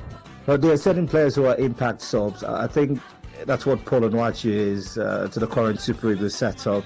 Eric Shell has his favourite at the moment, Ako and Victor Osimhen. But of course, credit to Paul Onuachu for that goal. Just seconds before he scored, he had missed a glorious sitter, and you needed to see journalist reaction in the Tribune, and it was good for him to score, to just take the monkeys off his back. But his quality, but at the moment I don't think he gets a starter shirt because Ako has been nothing short of impressive. He's worked really good with Victor Osimhen. He doesn't want to take the glory, and still his quality. So Paul is that a player where if the goods isn't coming through for a player like Ako Adams or Victor Osimhen, he would come in. He's not a new boy in the national team. He's been there for quite a while, and like you mentioned, he just miraculously found himself in this current setup. But for the African Cup of Nations, I think the best the manager can make do would be using him as an impact sub.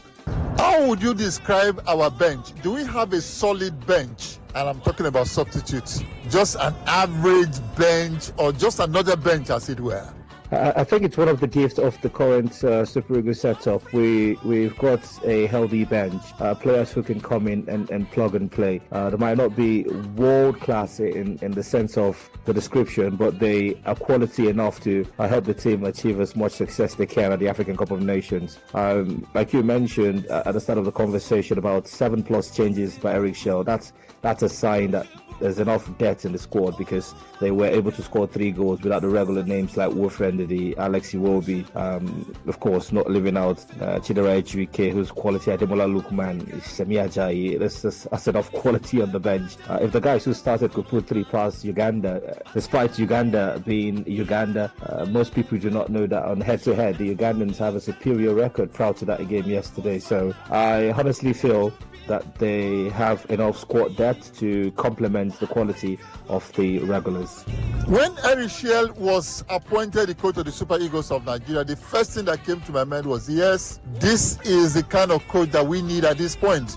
Not because it was top quality or what have you. I thought because our football was on the floor. So let's get a coach that is ambitious, who wants to prove a point. We saw him at the Nations Cup in Cote d'Ivoire in 2023. Let's see what he can do with his team. Now, for a lot of persons, they feel that it's not just good enough.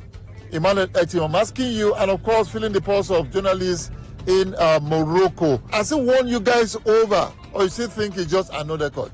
I don't think Eric Shell is a Vicente de Bosque, Carlo Ancelotti or Felipe Scolari-esque kind of manager who touchline just loses confidence, and the fans can rest assured that even if the team is trailing tactically, they would outmaneuver the opposition. But in fairness, he hasn't failed as a Super Eagles coach. He was brought in to salvage a disastrous World Cup campaign. He did his best in terms of points amassed. He was nothing short of excellent. unfortunately, we, of course, still didn't make it through the playoffs. But at the African Cup of Nations, we've seen a bit of a tactical deficiency in terms of his substitutions. I remember post-match after the Tanzania game, Emmanuel Etib, asked him a question, what, naturally just inspires his substitutions. And I asked that question based on the fact that Samuel Chukwueze looked very dissatisfied with being taken off. And Chell mentioned that in a team blessed with so much talent, not every player is guaranteed 90 minutes, but it wasn't just a question. It was because I foresaw that he looked a bit unsure with those changes. So the second game against Tunisia, we almost lost a 3-goal lead. His changes, not only did they come not at the perfect time, they were a bit suspect. So I think that's something he needs to work on. The timing of his substitutions, if he wants to stick with a diamond formation or go with a typical 4-3-3 known by Nigerians, or a 4-4-2, when to tweak all of this. I'm not a coach, he's a coach, but if an analyst or a fan or a journalist can see frailties in his tactics, then it calls to question his ability to manage a team like the Super Eagles of Nigeria. But one thing I would give him credit for is the fact that he has brought a bit of calm, a bit of just jovial nature in the team. That everyone wants to play for everyone. They respect him. That's something I also have to give in. There was not much drama as it involves the captaincy after Troost Ekong. So in terms of managing the team, he's fantastic. Tactical wise, maybe he still needs to better himself. But if he's the best coach for the Nigerian team at the moment, I don't think would have wished for anyone else. So I'm wishing him all the best. I hope it comes true. The African Cup of Nations in Cote d'Ivoire was his first baptism of fire. The Malian team did good, but knocked out by the host nation. Let's see how this one goes with him and the Super Eagles. But Emmanuel Etim, Eric Shell is the head coach. He's got two of the best local coaches with him in Daniel Ogumodede of Remo Stars, champions of the league. And of course, we have Fidelis Ilechukwu, coach of Rangers International, the team that won the league before Daniel Ogumodede's Remo Stars.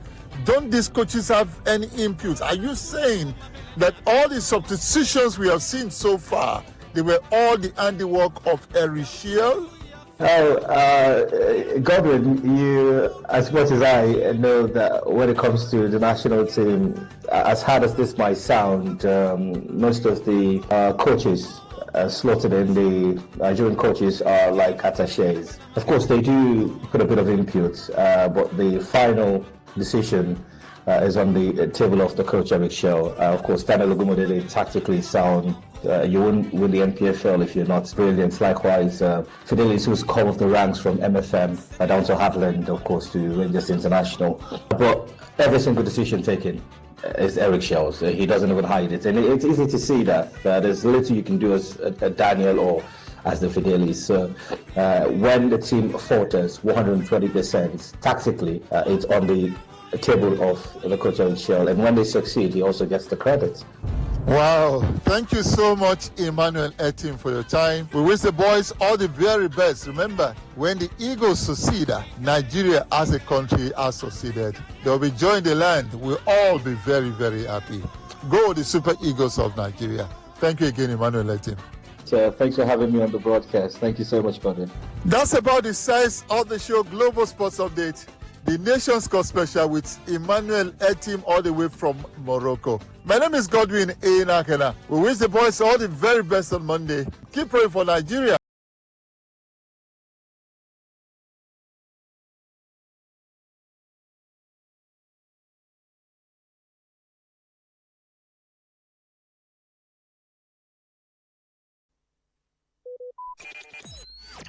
Talk radio. I listen to a lot of talk radio. 95.1 FM. What's a successful business without sales? And what is sales without an audience? Well, do you know that you can reach 8 million listeners across 6 states in 2 geopolitical zones all at once? How? With Today 95.1 FM, you can get millions of people to know about your business. And what does that mean to you? More sales. Call 081 389 2850 now for more information.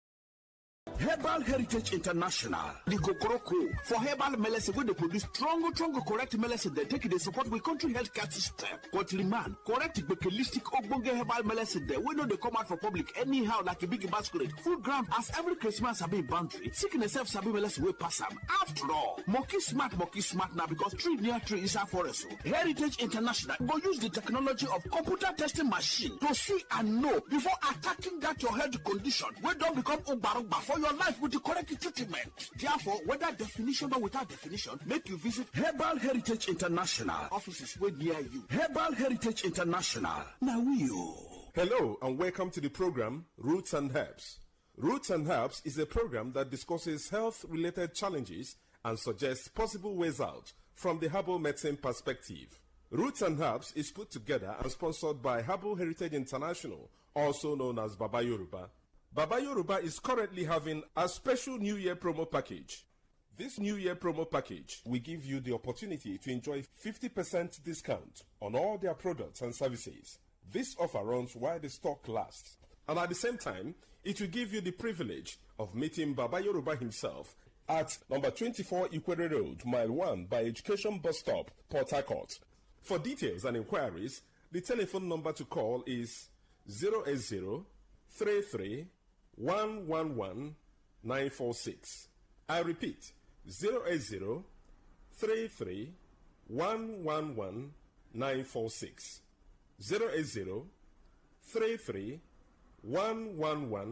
080-33-111-946. On today's edition of the program, our topic for discussion is male-related health challenges. And I have with me in the studio, Dr. Otumba Abiodun. Sir, you're welcome to the program. Thank you, Mr. Moderator.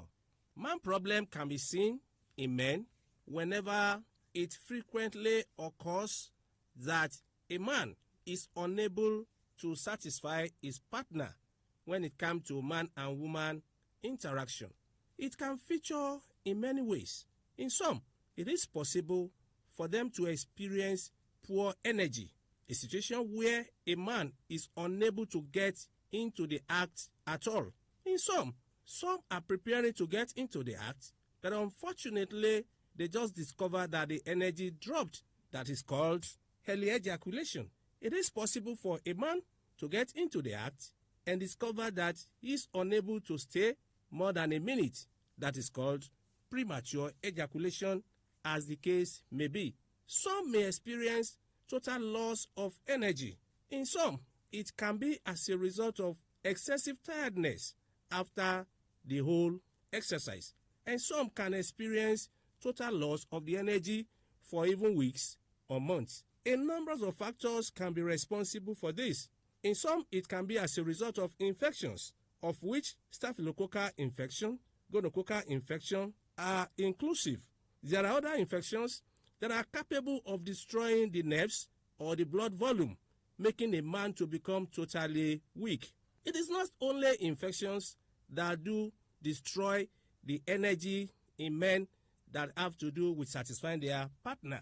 When one has used some drugs for a very long period of time, it is possible for one to experience this. In some, it can be as a result of drug abuse. Drug abuse can feature in many ways. Some do abuse alcohol. Some do abuse energizers. People that are faced with sugar problem, that is, diabetes mellitus, if it is not controlled properly, it can weaken the nerves, and under that condition, a man may not be able to stand like a real man again. It is possible for a man suffering from pile to also be very weak in this aspect. And under this condition, there will be serious waist pains. Not only waist pains, there can be stooling of blood. In some, you discover that there can be serious constipation, a situation where a man will wake up and is unable to free his fecal waste. He has to take some regimens for him to be free from such as well. It is possible when there are hormonal changes in a man for a man to be very weak in these aspects. Stress also has a role to play. We should not forget that under depression, the energy a man needs to get into this act can disappear completely. Whichever the case may be, we have to understand this line of action in a man that before a man is able to stand like a real man, the arousal center in the brain must be stimulated. And it is after this stimulation that energy or signal is sent to the male organ through nerves. And after getting it through nerves, we need volume of blood for engorgement of tissues in the male organ for a man to stand like a real man. And anything that is capable of destroying the blood cells, the blood volume, can also make a man to be totally weak in performing his duty in the second room. And that is why we say, whenever we are faced with any challenge, it is very important for one to visit a healthcare giver who will be able to evaluate one and determine the root cause of the challenge. And after this, to know the right regimen to put together for one to be totally free from the challenge. And that is why evaluation from healthcare givers is very important to pinpoint the root cause of the challenge. And once the root cause of the challenge is determined, you will discover that solution to such challenge is around the corner. Prostatic gland enlargement also have a role to play in a situation where a man is not able to stand like a real man. When the prostate starts growing after 55 years of age in some people, you will discover that there can be frequency. A situation where when a man sleeps at night, before daybreak, he has voided urine for more than 5, 6, or even 10 times. The volume is not always a very large one, like in diabetes mellitus. But after that stage, you discover that the stream of flow of urine will not have the normal force it used to have, or it may start splitting to two. It is when nothing is done for all these challenges that such will now result to total blockage of flow of the urine. And that is why we say a stitch at time saves 9. Having all these challenges is not the end of the road. For more enlightenment and advice, the number you can call is 080-33-111-946. I repeat, 080-33-111-946. I repeat, 080-33-111-946. Thank you. All right. You've been listening to the program Roots and Herbs. Roots and Herbs is a program that discusses health-related challenges and suggests possible ways out from the herbal medicine perspective. Roots and Herbs is put together and sponsored by Herbal Heritage International, also known as Baba Yoruba. Baba Yoruba is currently having a special New Year promo package. This New Year promo package will give you the opportunity to enjoy 50% discount on all their products and services. This offer runs while the stock lasts. And at the same time, it will give you the privilege of meeting Baba Yoruba himself at number 24 Ikwere Road, Mile 1 by Education Bus Stop, Port Harcourt. For details and inquiries, the telephone number to call is 080-33-111-946. I repeat, 080-33-111-946. 080-33-111-946. Let's take our sponsor's message. Don't go away. We shall be right back. Herbal Heritage International, the Kokoroko, for herbal medicine, where they produce strong, correct medicine, they take it, they support with country healthcare system. Quality man, correct, bakelistic, ogbonge herbal medicine, they we know they come out for public anyhow, like a big basket. Food ground, as every Christmas have been boundary. Sickness self sabi medicine will pass them.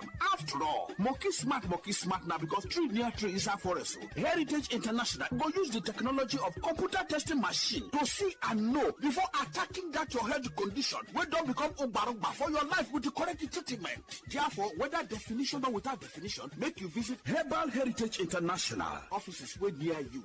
Herbal Heritage International. Now You're welcome back to Roots and Herbs. Roots and Herbs is a program that discusses health-related challenges and suggests possible ways out from the herbal medicine perspective. Baba Yoruba is currently having a special New Year promo package.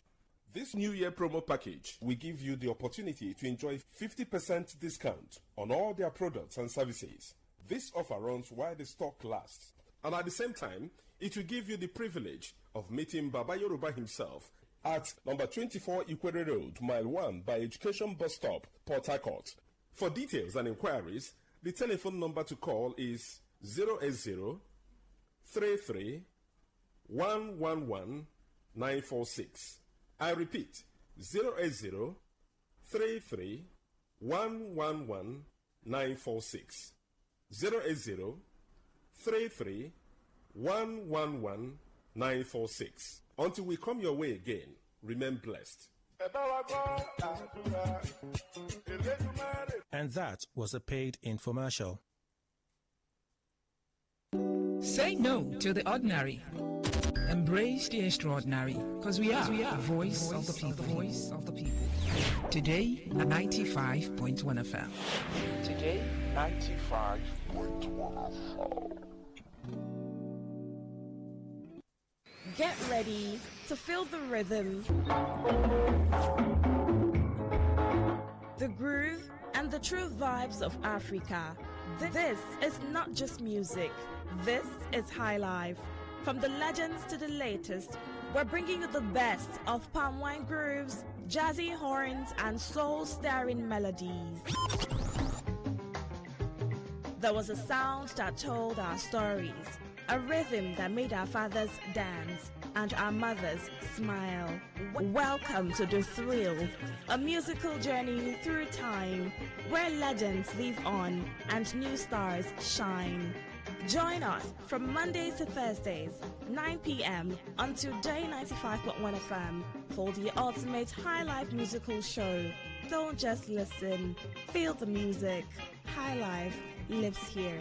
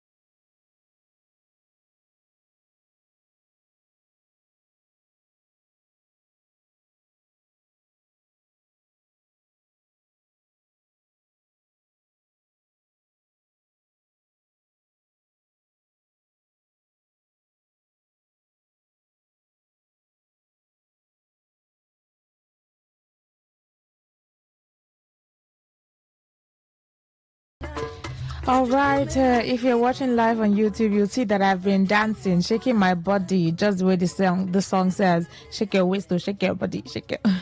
I've been dancing, I've been swinging and moving my body to the melody of this high life song.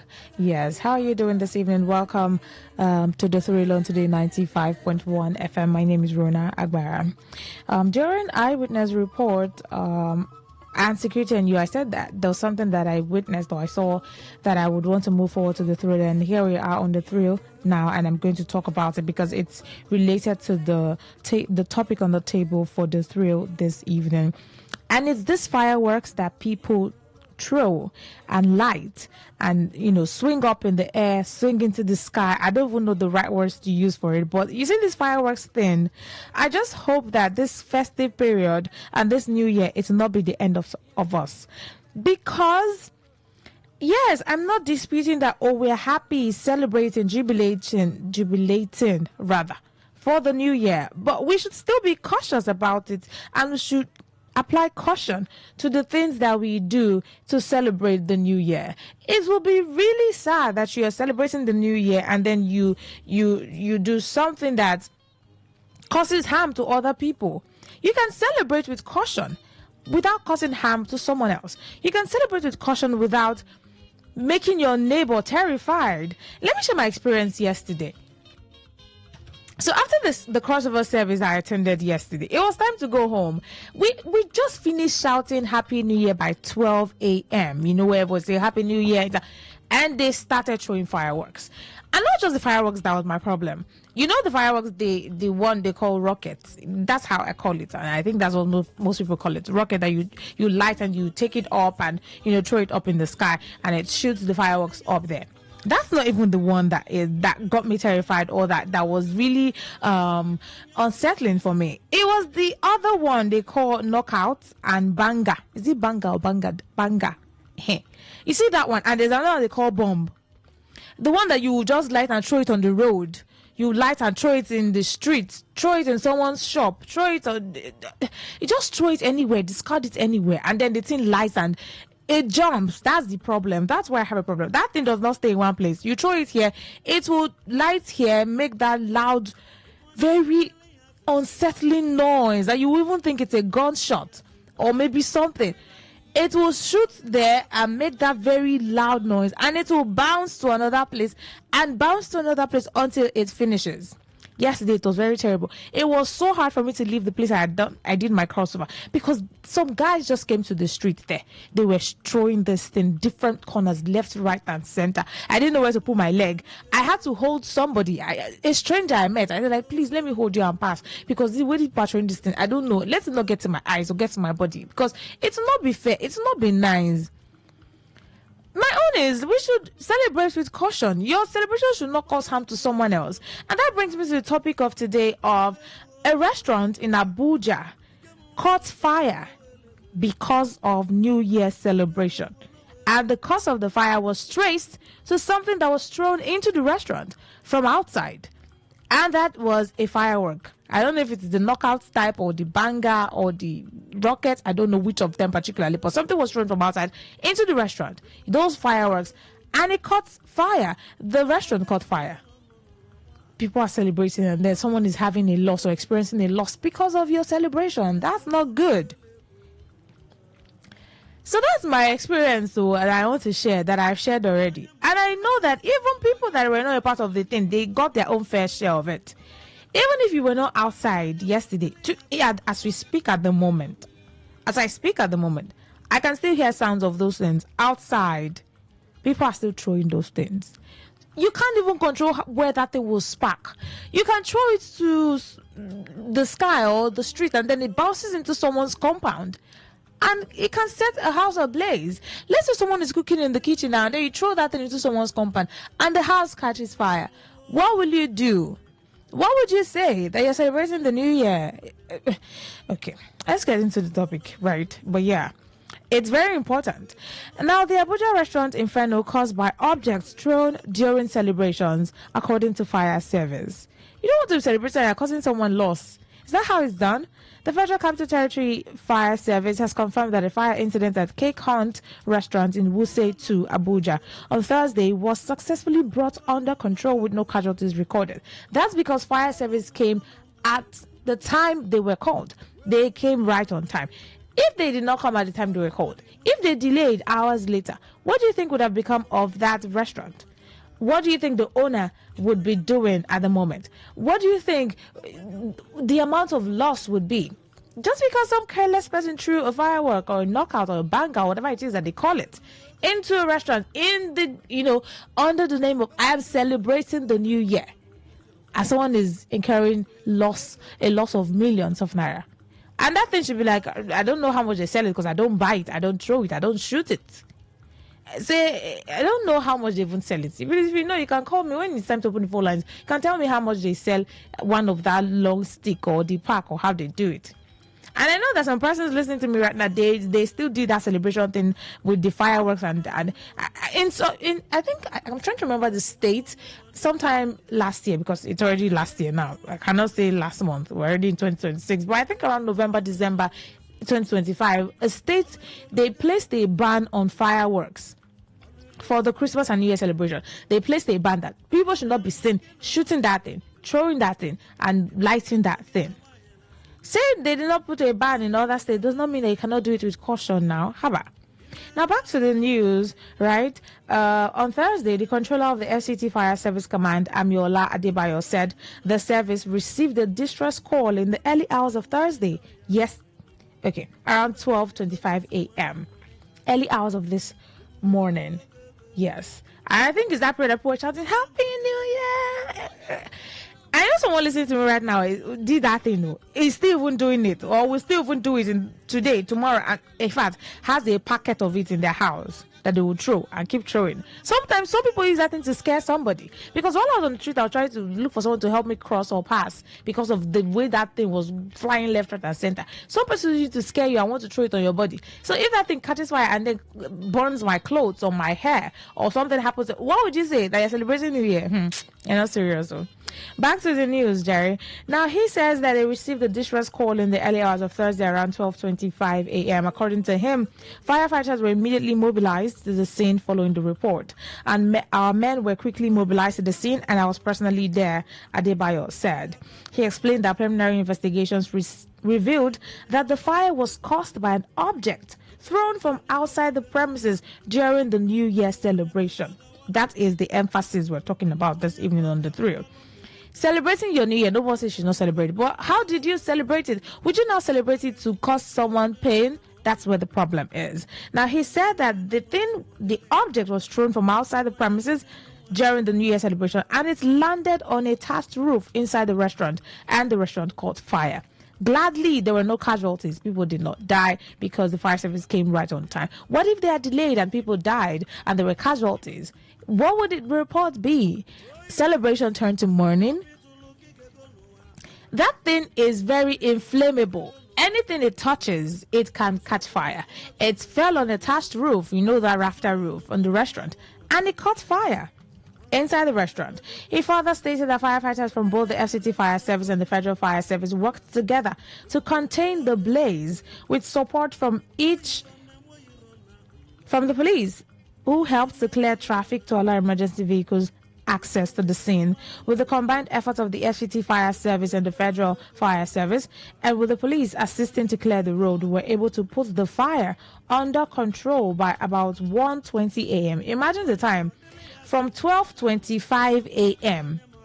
to 1:20 a.m. That's how many? That should be an hour. 12:25 to 1:20. That should be like 55 minutes, say 55 minutes, 1 hour, to contain the fire and to bring it under control. Adebayo confirmed that the fire was fully contained and that no casualties were recorded. Cha-cha-cha-cha, that's the summary of the whole report. The question is, what are your thoughts on this fireworks thing? If you shoot that thing, please ensure that you are not shooting it to cause someone trouble or cause someone harm. The question is, what are your thoughts about this fireworks, fire banger knockout for celebrations? People have different ways to celebrate. Yes, but should your celebration now cause someone pain or cause someone a loss or something? And you listening to me, did you throw that thing yesterday? Please be honest with me. Be honest with me. Did you throw that knockout, that banger, that rocket yesterday, in the course of your celebration? Hello, good evening. Good evening. How are you? I'm fine, thank you. Welcome. Happy New Year to you. Happy New Year too. Thank you. King and Billion. All For right. me, I've been laughing, You are not far from the truth. Yesterday, I came from my hometown to Port Harcourt for that crossover. To be precise, D-line Winners Chapel. Okay. I was in Winners Chapel, Roland, when the church closed because I parked in the back gate. Yeah. So I want to navigate after that service. I want to, after 12 for some minutes past 12, I want to navigate to Sangana, back off of BDP headquarters in that Abaro to Ojiaru, to my place. And I wasn't able to pass there. You see? Those boys, they pass 100. They gather there, they throw this knockout. If you see the sound, I said, what is going on here? They didn't go church. They will just wait till it's time to shout the thing and start throwing. I never see this kind of thing before. I have to revise. I said, what is the meaning of this? Even those who I carry some of them that's going to do, I have to revise. Follow the Catholic Church there for that flyover. Yeah. I have to turn again to road safety, You so see. now, when I drop, I have to drop some of them. They are going to my one side. I realized that even in police station in my one there, they are still throwing and shooting that thing. Inside the police is their children in that my one police station. So who is going to force this rubbish? Why police itself? If you're guilty of this, I'm telling you the fact. I'm not telling you them. I saw it when I was dropping people around that my one area. I noticed that even in the police station, their children are throwing that thing, which is very bad. Look at it. So imagine that thing falls on a car that is, I don't know, and then it catches fire. Say ignition or something happens and the car just goes ablaze. I said if you hear the sound you cannot even differentiate if it's a knockout or a gunshot or something. I don't know how chemicals, how powerful this knockout is. What is the benefit of this, for God's sake? Is it that way? Is it celebration? So to me, that's what they call it. Until I go back to my hometown this morning, that thing was everywhere. What is the meaning of that? I said at the moment when I stepped out, people are still shooting that thing. Why?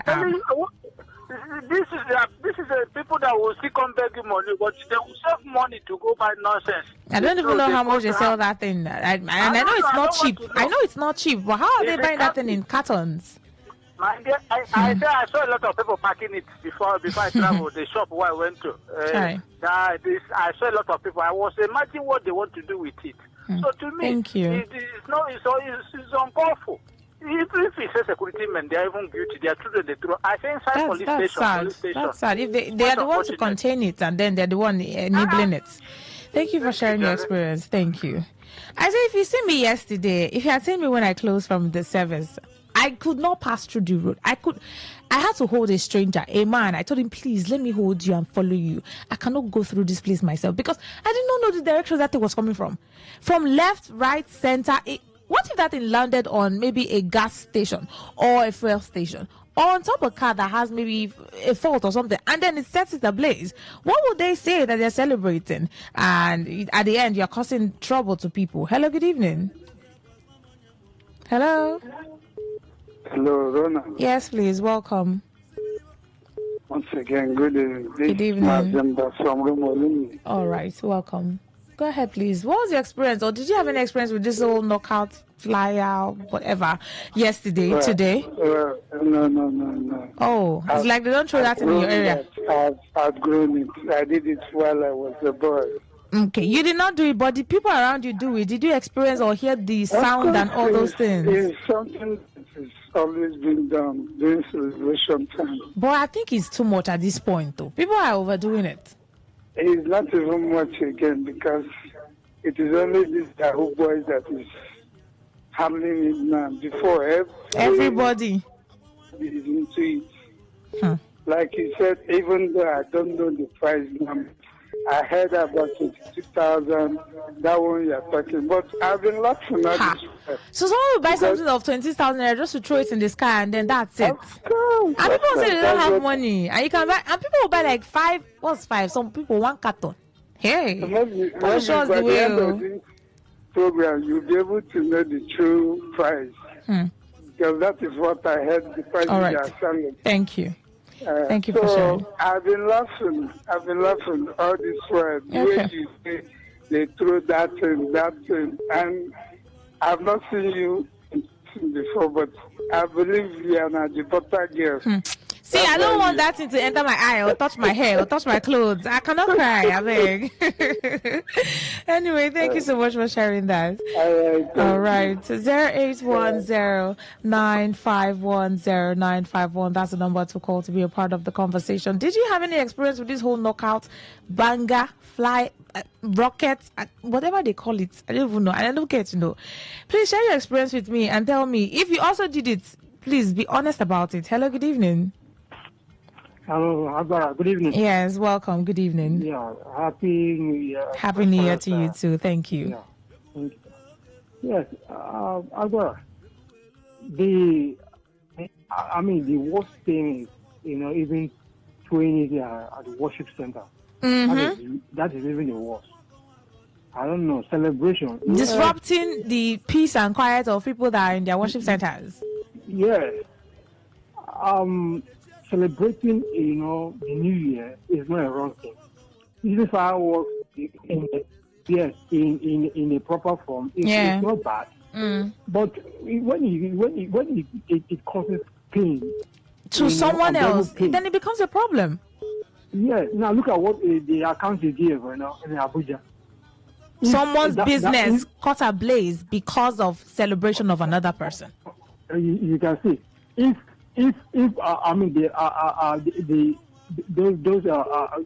fire service, fire service did not come in time to put out the fire. There would have been casualties. People would have died. This is a high point of madness. Like you said, the last caller said, some of them, like the rockets and all those the bank, they are very costly. They're expensive, so I heard. They're expensive. Very expensive. Some buy as much as 600,000 naira, 500,000 naira. Oh, more. And people complain that economy is bad, there's no money. But people are buying that thing in thousands. Hey, people should show me road, though. I beg. I need money. Oh. If you have money to spare and be doing rockets, send it to me. It's just funny. Thank you. Thank you for sharing that one. All right. Hello, good evening. Good evening, Rona. Yes, please. Welcome. Happy New Year.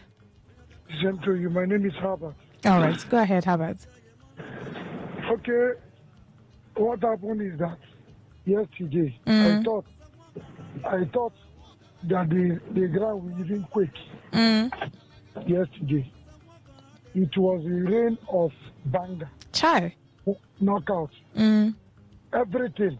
I don't know what they were shooting, but some of them sounds like gunshots. There was one I heard that my ears, I was shouting. I cannot even describe it. It was so massive yesterday. And please, let me not deceive others, but let me say that it may be the reason of this rainfall today. Because of all the smoke in the air and the atmosphere. They have let heaven loose.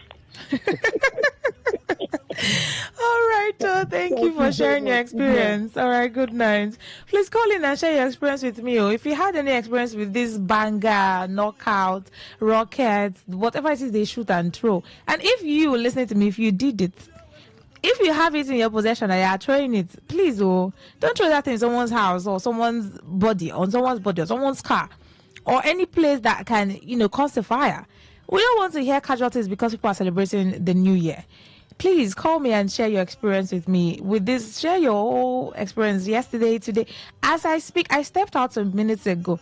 I was still hearing this bo, ba, bo. I'm like, what is going on now? So Kwani, this supposed to calm down. No, please share your experience with me. If you had any experience about it, I'm sure that even if you didn't even throw that thing, you will hear the sounds. You may be in your house lying down and you're hearing bo, ba, outside, and you're wondering, is this one a gunshot or knockout or banger? I don't even know. I can't even differentiate. I can't tell the difference. It was not really funny for me yesterday.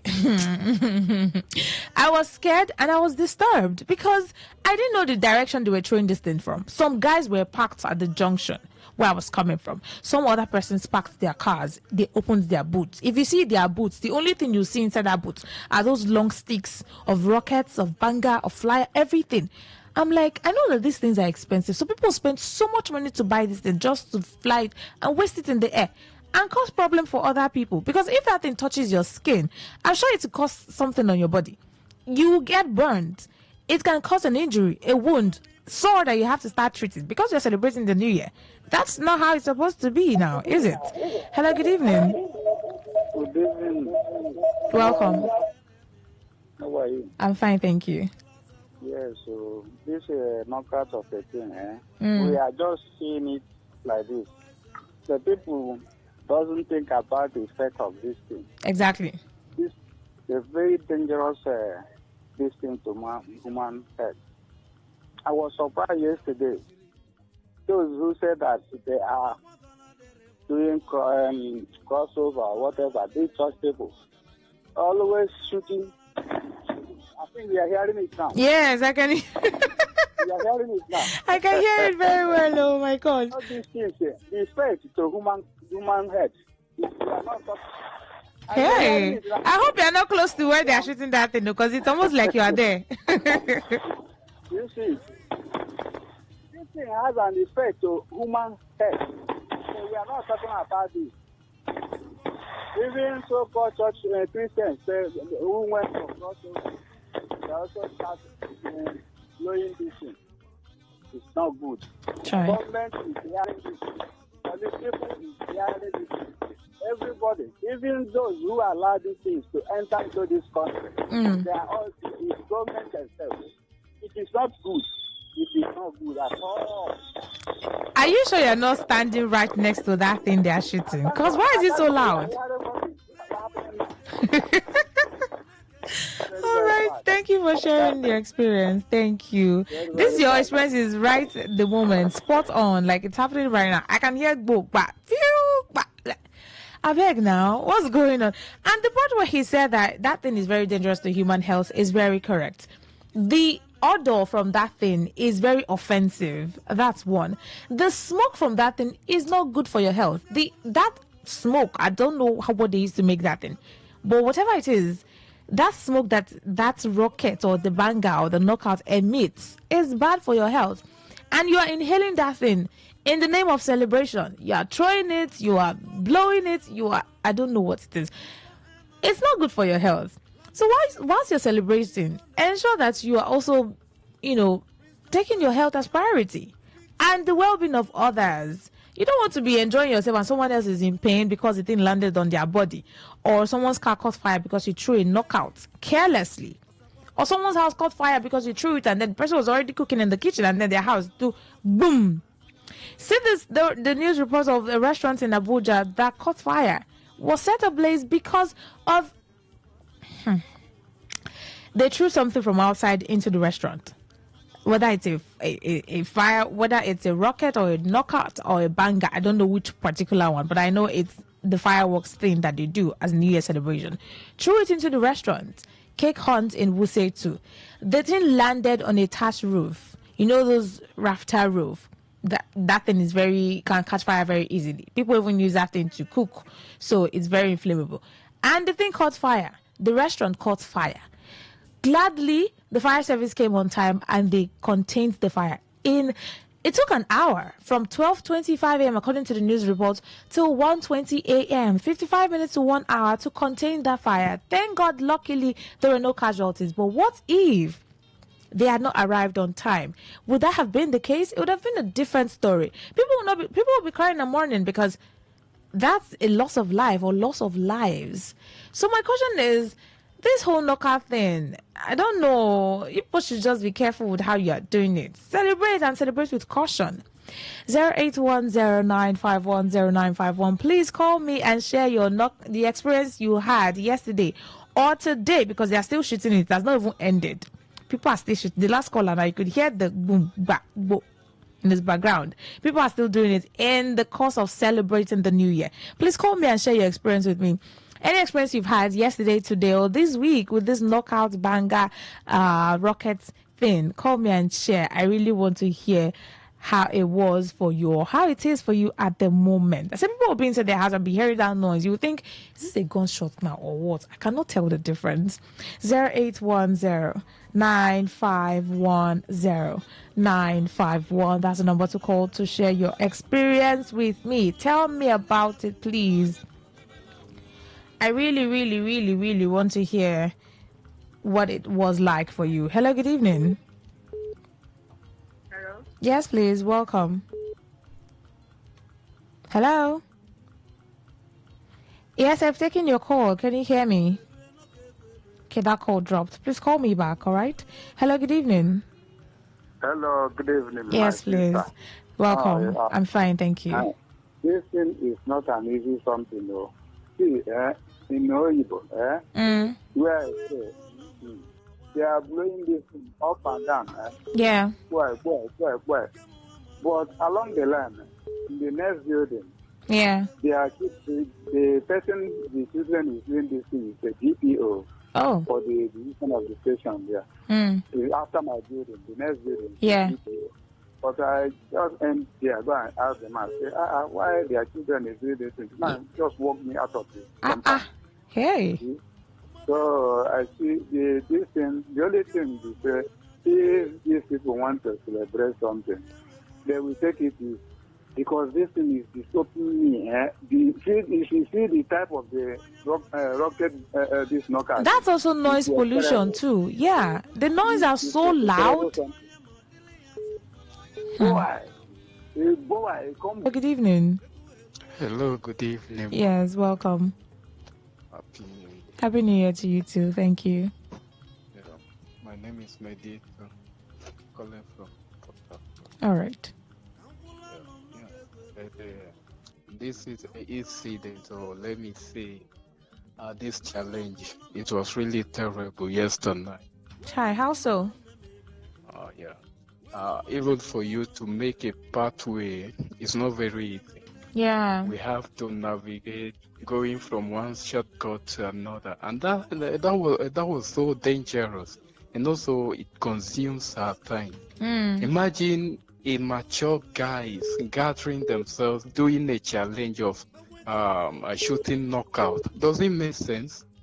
Hi. A time that you will sit down and reflect on how the year will go, plan out, making a map on how you can navigate through the year. You are there shooting knockout. Nothing like praying for God's strength to carry you through the year. And you spend 1 hour, 3 hours shooting knockout. Nobody will applaud you for that. Nobody will give you anything for that. You end up wasting your money and everything. It doesn't make sense. And I didn't blame them. The system is corrupt, and if not, most of these things can be curtailed. But at the end of the day, we find ourselves here. But we are still trusting God for help so that we can actually do the best we can and bring the glory of the Lord into the land. All right, thank you. Thank you for sharing. Now, everyone now is calling and saying, oh, they are the ones shooting it. Okay, nobody has agreed that they did this shooting thing or they threw this thing yesterday. So nobody now. Everybody calling me and telling me, oh, they are shooting this thing they did. Who are now the people that are shooting it? If everyone claims not to have been a part of it, who are now the people that are shooting this thing? Anyway, keep your calls coming in and tell me your experience with this knockout, banger, flat, rocket, everything. Let me quickly take this message and I'll get back to the calls. All right? Yeah. Good evening, Lady Rona. Happy New Year. Thank you so much. The act of fireworks and knockouts during Yuletide and New Year is absolutely condemnable. But for me, it behoves on the security agencies of Nigeria to do the very needful to stop such obnoxious exhibition. Also, our lawmakers should enact a law to stop the importation of those fireworks and knockouts and its manufacturing. Please, Lady Rena, I use this medium to wish my family rejoice Oyedikachi Chukudi, Oyedikachi Chimazuru, Oyedikachi Chidio Mimi, Oyedikachi and Chibuhie. Oyedikachi, Happy New Year in Jesus' name. All right, Happy New Year to your family, you and yours. Amen. This one says, Chukocheche, my sister, Good evening, presenter. How are you? I'm very well, thank you. Okay. Happy New Year and a special season greetings to you, the radio lady of the year 2025-2026. Thank you so much.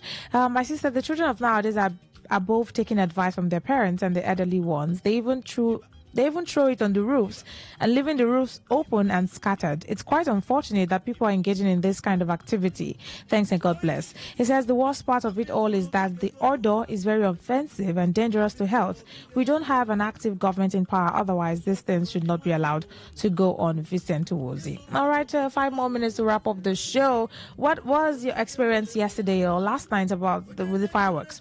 And today, because people are still blowing this thing, I can still hear noise. The caller that called, I could hear the noise in the background, like from different directions. Please call in and share your experience with me. And if you blew that thing or you threw that thing, please admit and be honest about it. Hello, good evening. Hello. Hi, welcome. Well, my experience yesterday was... Oops, that call dropped. Please do also call me back. I want to hear your experience. I really, really want to hear it. 08109510951. What was your experience, or what is your experience right now? These fireworks blowing everywhere. They're throwing it left, right, and center. How was it like for you? Yeah, 08109510951. And if you bought these things for children, because some adults will say, no, I'm too big for this, I can't throw this in anymore, I'm bigger than this, I've grown this thing, it's my age doesn't allow me to do it anymore. I'll just buy for my children, I'll buy for my siblings, I'll buy for my cousins. If you bought for children to throw it and celebrate, please be honest about it and tell me. Yes. 0810955. All those firecrackers, the glamour of the season would be lost. Growing up, it was a beautiful experience, but caution must be applied to avoid disaster, Mr. Lucky. Exactly. That's the part I'm saying. I did not say, oh, fireworks are, evil, in quotes, but you should apply caution. When I started talking, I said you can celebrate, but celebrate with caution. All right? Yeah. You're my last caller for this evening. Hello, good evening. Welcome. Go ahead, please. Yeah, I was coming back yesterday. All right. Yeah. Yeah, I was coming back yesterday. From work. I just was coming. Some 3 boys on the other side of the road. Yeah. Crossed over to where I was coming from, because it was just like I was going by the right hand side and they were coming by the left hand side. I saw the 2 of them just cross. Psychologically, I knew they were coming. They had something in mind. Yeah. When I saw that, I pulled, because I wore a tracksuit. I zipped that tracksuit, the tracksuit zipper in the leg side down. I took it up to my knee. I knew they were coming. When they just saw that very action of mine, they knew I kind of guessed what they were having in mind. Yeah.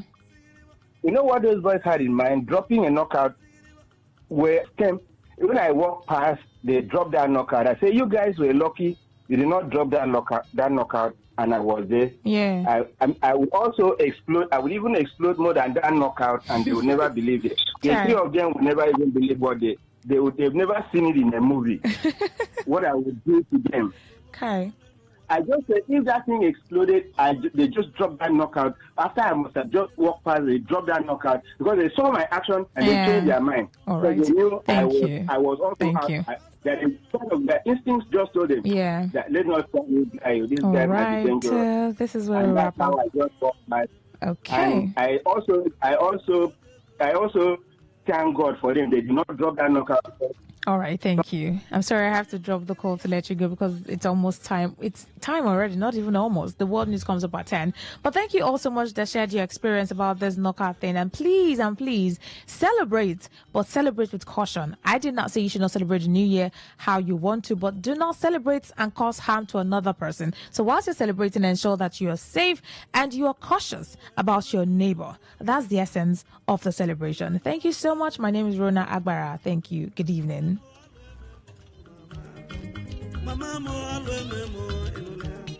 Talk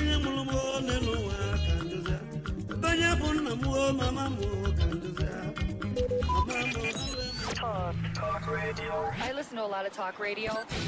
95.1 FM. Whether it's happening in Port Harcourt, South South, Nigeria, or around the world, we've got you covered. On air, online, delivering balanced news and unbiased analysis. Today, 95.1 FM. Whether it's happening in Port Harcourt, South South, Nigeria. 95.1 FM, Port Harcourt. News.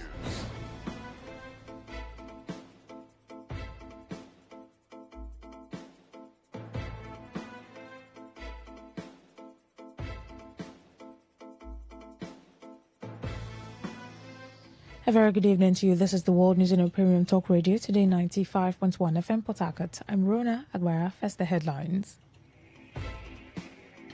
NJC False Media reports an ongoing process for appointment of judges for Federal High Court of Nigeria. Governor Siminalayi Fubara declares 2026 as a year of political liberation. Rivers State government announces new special advisors. On the foreign scene, Israel government threatened to enforce ban on activities of 37 international NGO. Details shortly. Rivers State Governor Siminalayi Fubara has declared 2026 as a year of political liberation. The governor made this announcement during the 2026 banquet held at the Government House. During the banquet, Governor Fubara also stated that prominent elders of the state, including Celestine Omeha, Uche Secondus, and Abiye Sekibo, will work towards the re-election of President Bola Tinubu. Governor Fubara further assured the public of continued developmental strides within the state. That every situation should be handled. I'm very proud to say that we have not lost anything. It is just a matter of time and the speed that we shall use in this year, 2026, to go about our businesses. We will gain all the lost grounds. In return, what do we need from you is your support and cooperation. We have said it both inside and outside. We will not ask you to do what is not right. We will never do that. Let's stand on the side of truth wherever you find yourself. Because at the end, it's about you and about the decision you took when it matters most. We don't have any fear anywhere. We believe that when the time comes, we will cross the bridge.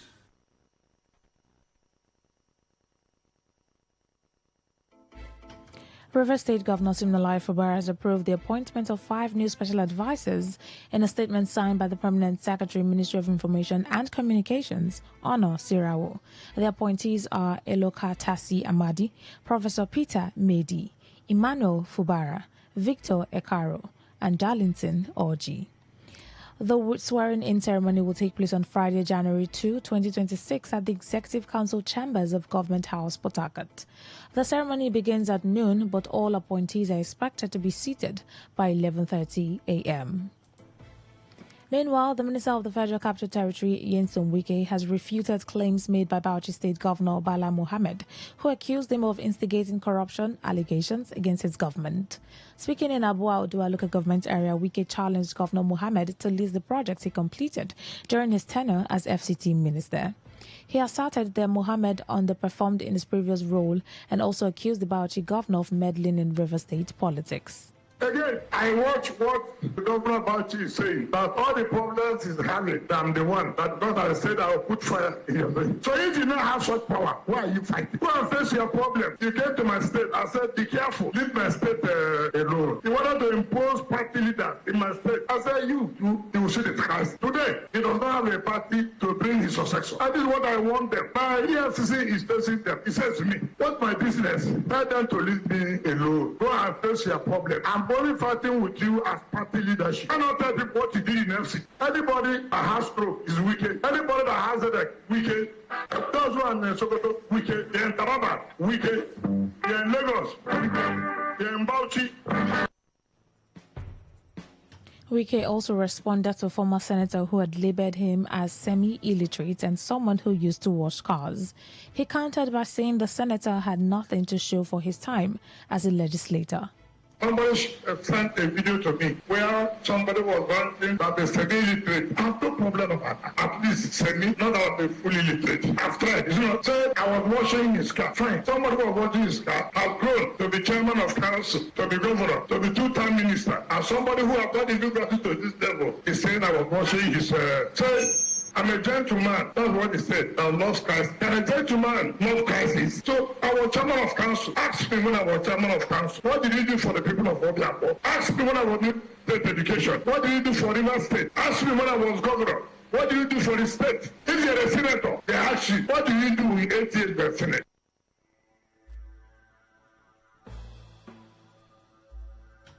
Bauchi State Governor Bala Mohammed has accused the Minister of the Federal Capital Territory, Nyesom Wike, of plotting to ruin his integrity. Mohammed, who stated this on television program monitored from Port Harcourt, also alleged that Wike is an undertaker in the People's Democratic Party rather than a genuine member. The governor also denied having any link with banditry in the country, saying that he knows those he described as shenanigans and mud-slinging people, giving a dog a name in order to hang it. He also described Wike as an undertaker in PDP, insisting that the FCT minister is not there as a genuine member of the PDP, cautioning Wike against trying to be in two places at a time, a move which he said is against the rule of nature. It would interest you to know that on Wednesday, Mohammed alleged that the federal government was using the Economic and Financial Crimes Commission, EFCC, to harass him and officials of his administration because of his refusal to join the ruling APC. The EFCC had recently filed a fresh criminal charge against the Bauchi State Commissioner for Finance, Yakubu Adamu, and other defendants over alleged terrorism financing involving a total of $9.7 million. The National Judicial Council, NJC, has faulted some media reports on the ongoing process for the appointment of judges for the Federal High Court of Nigeria. NJC said all the screening and selection processes referred to in the media reports on the issue took place entirely at the level of the Federal Judicial Service Commission. NJC's Secretary Ahmed Saleh, in a statement on Thursday, said no decision or action has been taken yet on the issue by the NJC. Saleh confirmed that a number of applicants were dropped during the screening process at the FJSC level. The governorship candidate of the People's Democratic Party, PDP, in Ekiti State, Wole Oluyede, has alleged that the ruling All Progressives Congress, APC, is responsible for its exclusion from the provisional list of candidates released by the Independent National Electoral Commission, INEC, for the June 20, 2026 governorship election. Oluyede made the allegation in an interview with newsmen at his country home in Ikere, Ekiti, where he described his omission as surprising, insisting that his emergence as the PDP candidate was duly monitored and supervised by INEC. The governorship aspirant explained that although legal suits were filed challenging the party's primary election, INEC officials had deposed to affidavits in court confirming that he was the duly elected candidate of the party. Oluyede maintained that there was no court injunction or order restraining him or the PDP from participating in the election, arguing that INEC does not have the constitutional power to determine who emerges as a party's nominee. He disclosed that he had commenced consultations with party stakeholders and would also engage the electoral body formally to demand explanations for the action. Plateau State Governor Caleb Mutfwang has officially resigned from the People's Democratic Party, PDP. In a letter addressed to PDP chairman of his Ampang West Ward, Dasjak Sunday, Longiol, and dated December 29, 2025, the governor cited the need for an alternative political platform to better serve the state as the reason for quitting the party. The letter obtained by newsmen on Thursday expressed the governor's gratitude to the party for providing him a platform to participate in the democratic process. Mutfwang explained that his decision was guided by his commitment to purposeful leadership, clarity of direction, and service delivery. The governor's resignation comes after months of speculation with Mutfwang reportedly joining the All Progressives Congress. The National Working Committee of the APC has welcomed him, with party officials pledging support for his new political journey. You're listening to the World News on Today95.1 FM, Voice of the People. After the break, more news, foreign and sports stories. Please stay with us. Every day, every hour. When the big stories break, depend on our 24-hour news team to bring you the latest. Today, 95.1 FM. Thanks for staying with us now. The rest of our stories. The All Progressives Congress has reaffirmed its commitment to President Bola Tinubu's 2027 re-election bid, assuring that victory is certain, even as former presidential candidate Peter Obi dumped the Labour Party for the African Democratic Congress ahead of the next race. Obi, a former governor of Anambra State, declared his defection to the ADC on Wednesday in Enugu, calling on Nigerians and opposition groups to come together under a broad national coalition to rescue Nigeria from poverty, disunity and democratic decline. In response, Special Advisor to President Bola Tinubu on Information and Strategy, Bayo Onanuga, stated that Obi did not possess the necessary leadership credentials. In a post on his verified X account, Onanuga claimed that only the madman Obi reportedly consulting Onitsha would be comfortable with him taking over Nigeria. He further claimed that Obi failed to recognize President Tinubu's accomplishments, noting that over the past 2 years and 7 months, the president has exhibited effective leadership guided by strategic policies and reforms. Former Vice President Atiku Abubakar has criticized President Bola Tinubu's administration over the economy, insecurity and governance, accusing it of incompetence, lawlessness and political intimidation. In the New Year message released on Thursday, Atiku said 2025 was one of the most punishing years in Nigeria's recent history, blaming what he described as economic mismanagement and governance without empathy under the All Progressives Congress-led federal government. The 2023 presidential candidate of the People's Democratic Party said the country endured economic suffocation, political recklessness and policy bankruptcy, alleging that the Tinubu administration governed for months without a functional budget while relying on propaganda and excessive borrowing. According to him, the controversy surrounding a disputed tax law best reflected what he called the decay of the current administration. He also accused the ruling party of deliberately weakening Nigeria's democratic institutions, alleging efforts to turn the country into a de facto one-party state through intimidation and state capture. The former vice president said insecurity worsened significantly in 2025, with kidnappings, abductions and violent crimes spreading across the country, while unemployment, labor unrest and the collapse of small businesses deepened citizenship and citizens' hardship. He claimed that despite the failures compounded by the appointment of undistinguished and unfit individuals to represent Nigeria abroad, the country survived not because of government competence but because of the resilience of its people. Atiku Abubakar urged Nigerians to remain steadfast in the face of these hardships, saying that no one is the most painful New Year message he has ever written, fully aware of the despair confronting millions due to the callous and soulless policies of the Tinubu-led APC government. He described demands for citizens to make sacrifices as cruel, arguing that leaders living in comfort while the masses suffer lack moral authority. Atiku further criticized what he described as selective anti-corruption enforcement, accusing the government of weaponizing institutions against political opponents.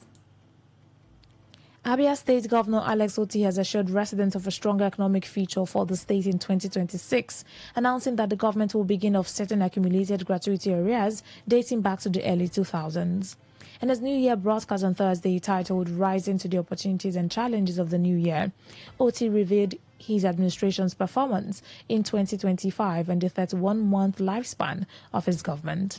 He said a special day like this offers an excellent opportunity to reiterate their resolve to continue to place the rapid development of the state above every other consideration, saying that for his administration it will always be Abia first.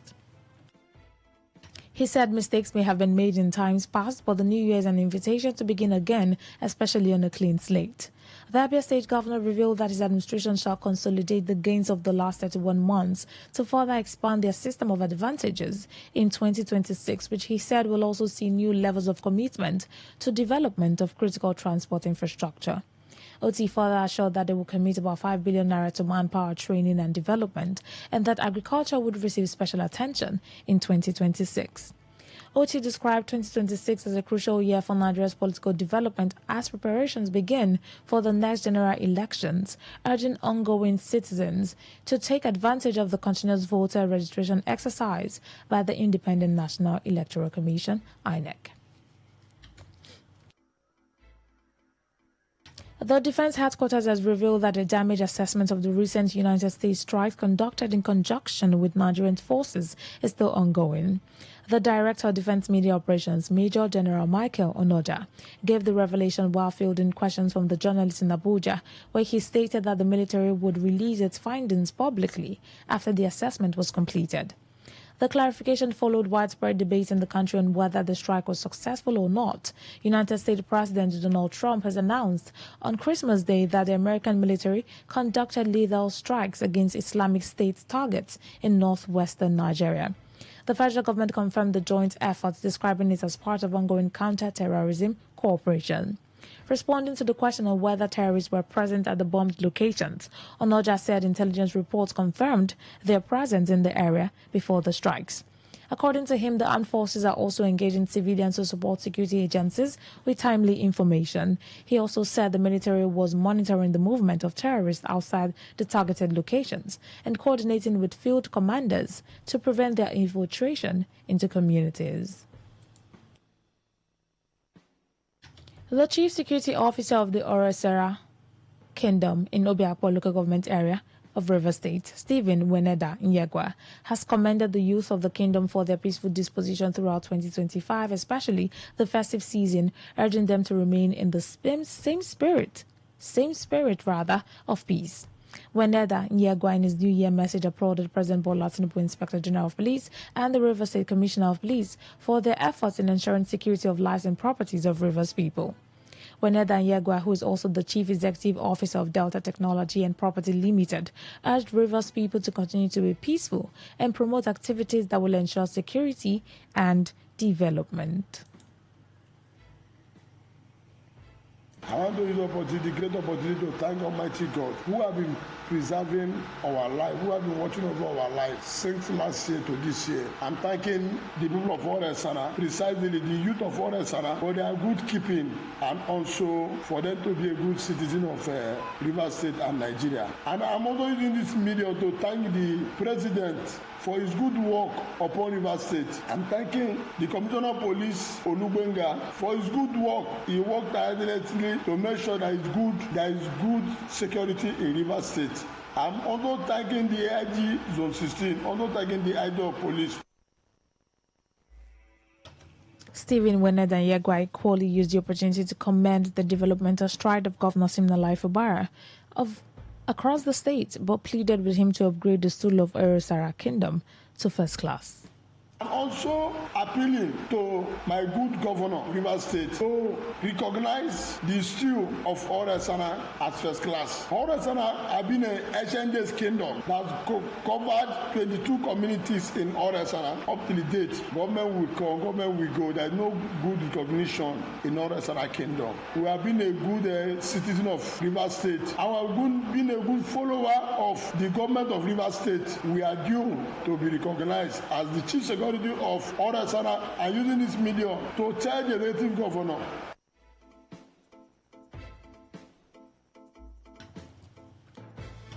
On the foreign scene, Israel government has threatened to enforce a ban on activities of 37 international NGOs operating in Gaza that had not complied with a deadline to meet security and transparency standards, in particular disclosing information on their Palestinian staff.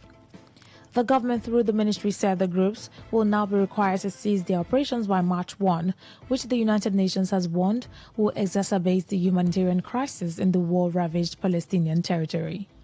Several NGOs have said the requirements contravene international humanitarian law or endanger their independence, while Israel has faced international criticism in the run-up to the deadline. Israel says the new regulation aims to prevent bodies it accuses of supporting terrorism from operating in the Palestinian territories. In March, Israel gave a 10-month deadline to NGOs to comply with the new rules which demand the full disclosure of personnel, funding sources, and operational structures.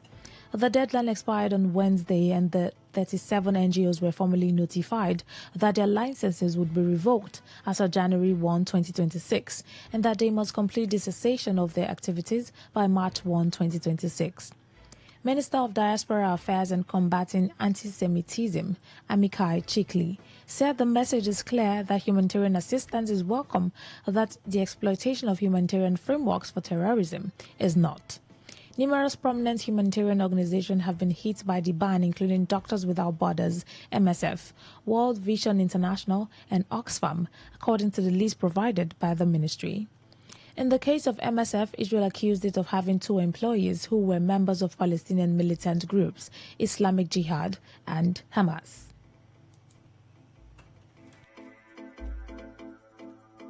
To end the news, here's a summary of the major stories. The National Judicial Council has faulted some media reports on the ongoing process for the appointment of judges for the Federal High Court of Nigeria.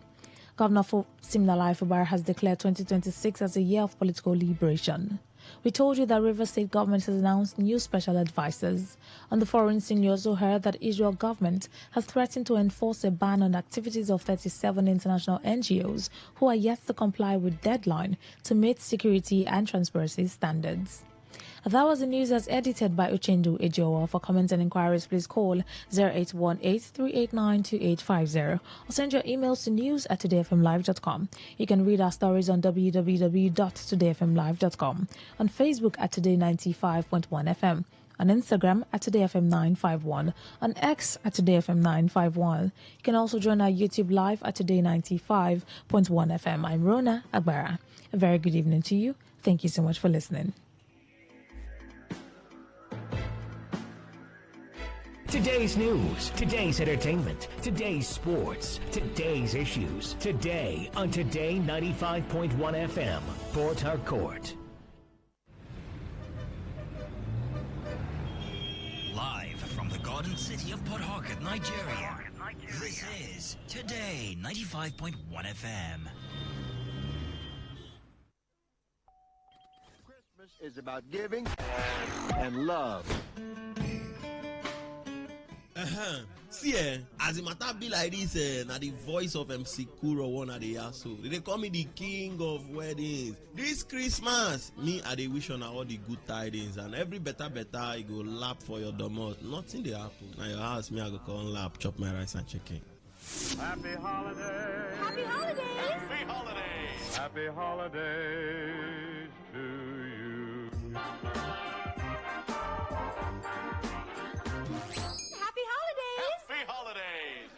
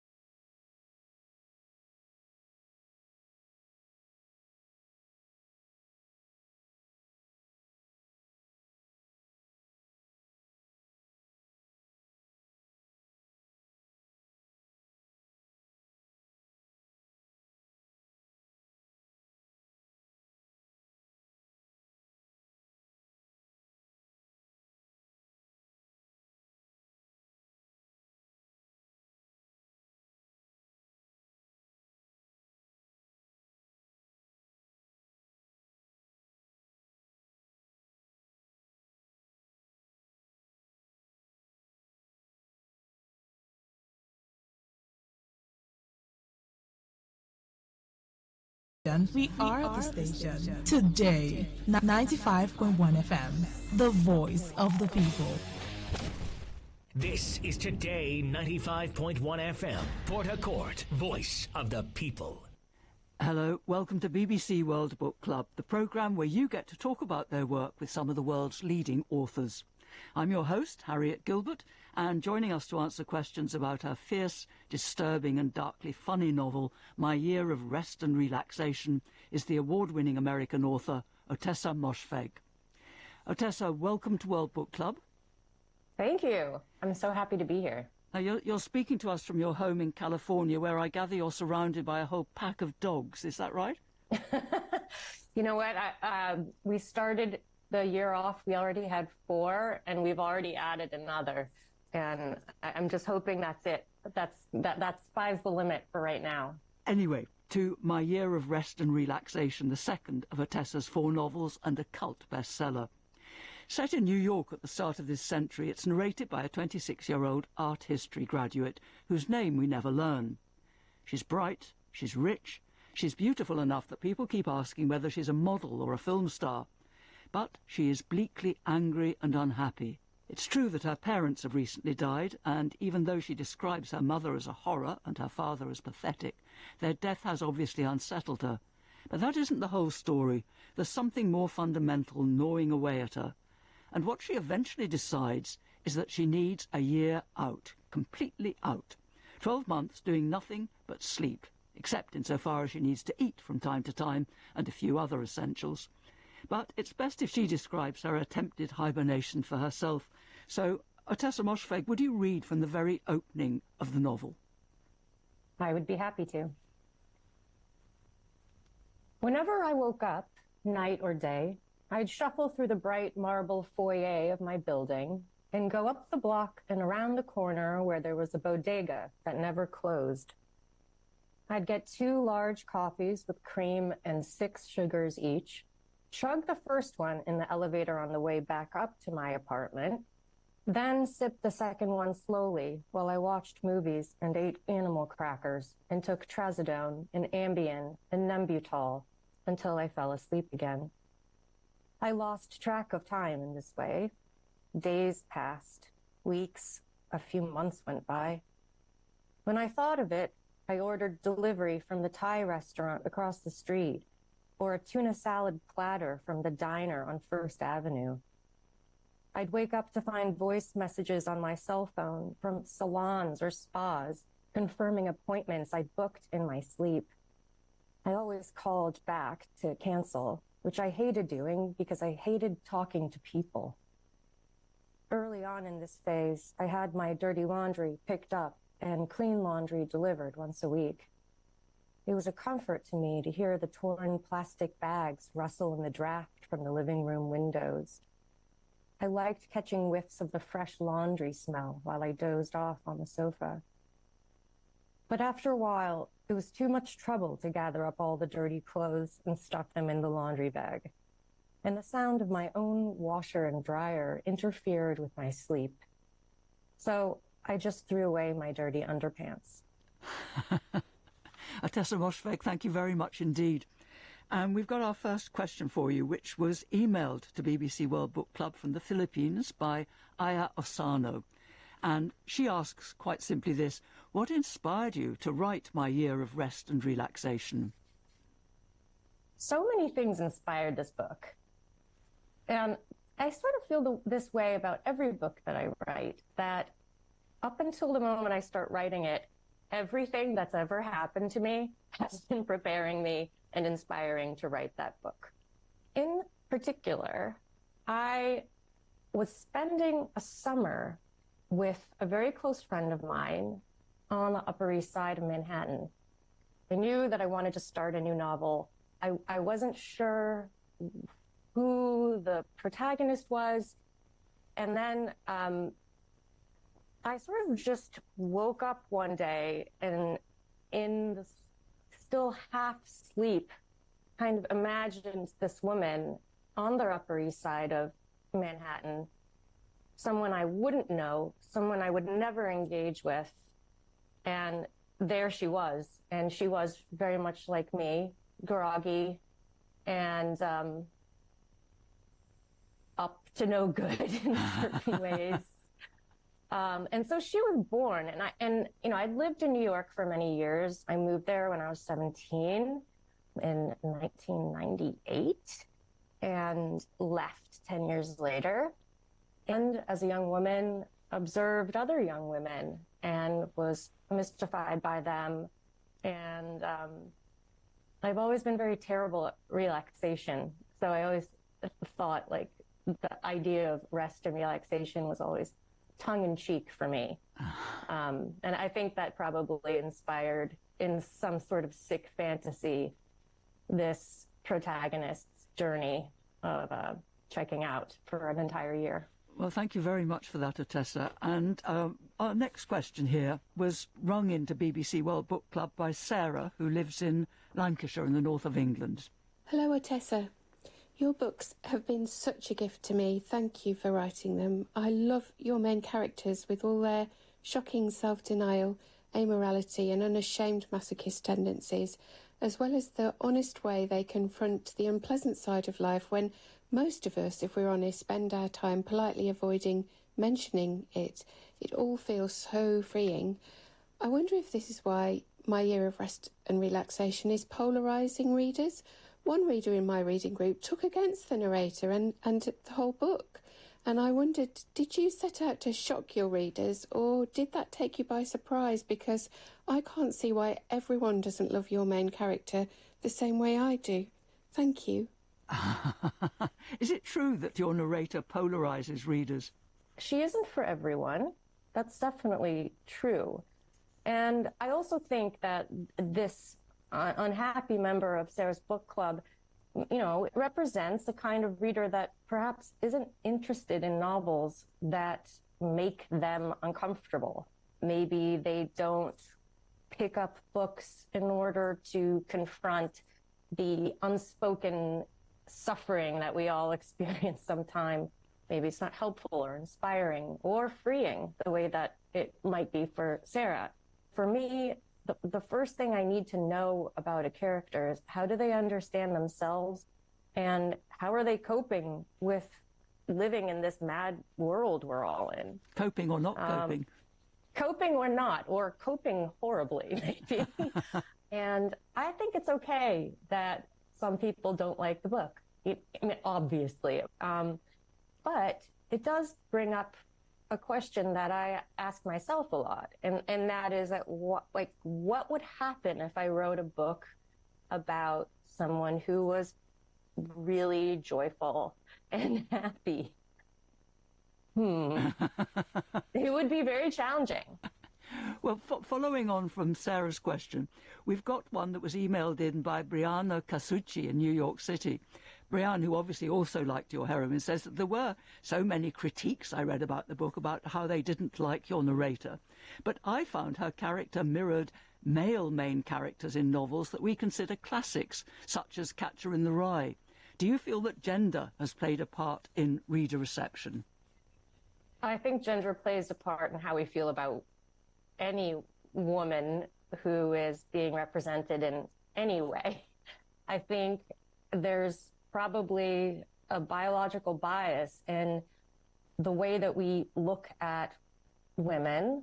We want them to be comforting. We want them to be fine, maternal. We still feel that if there's a dissenting female voice, that it's going to cause problems. And it does, indeed.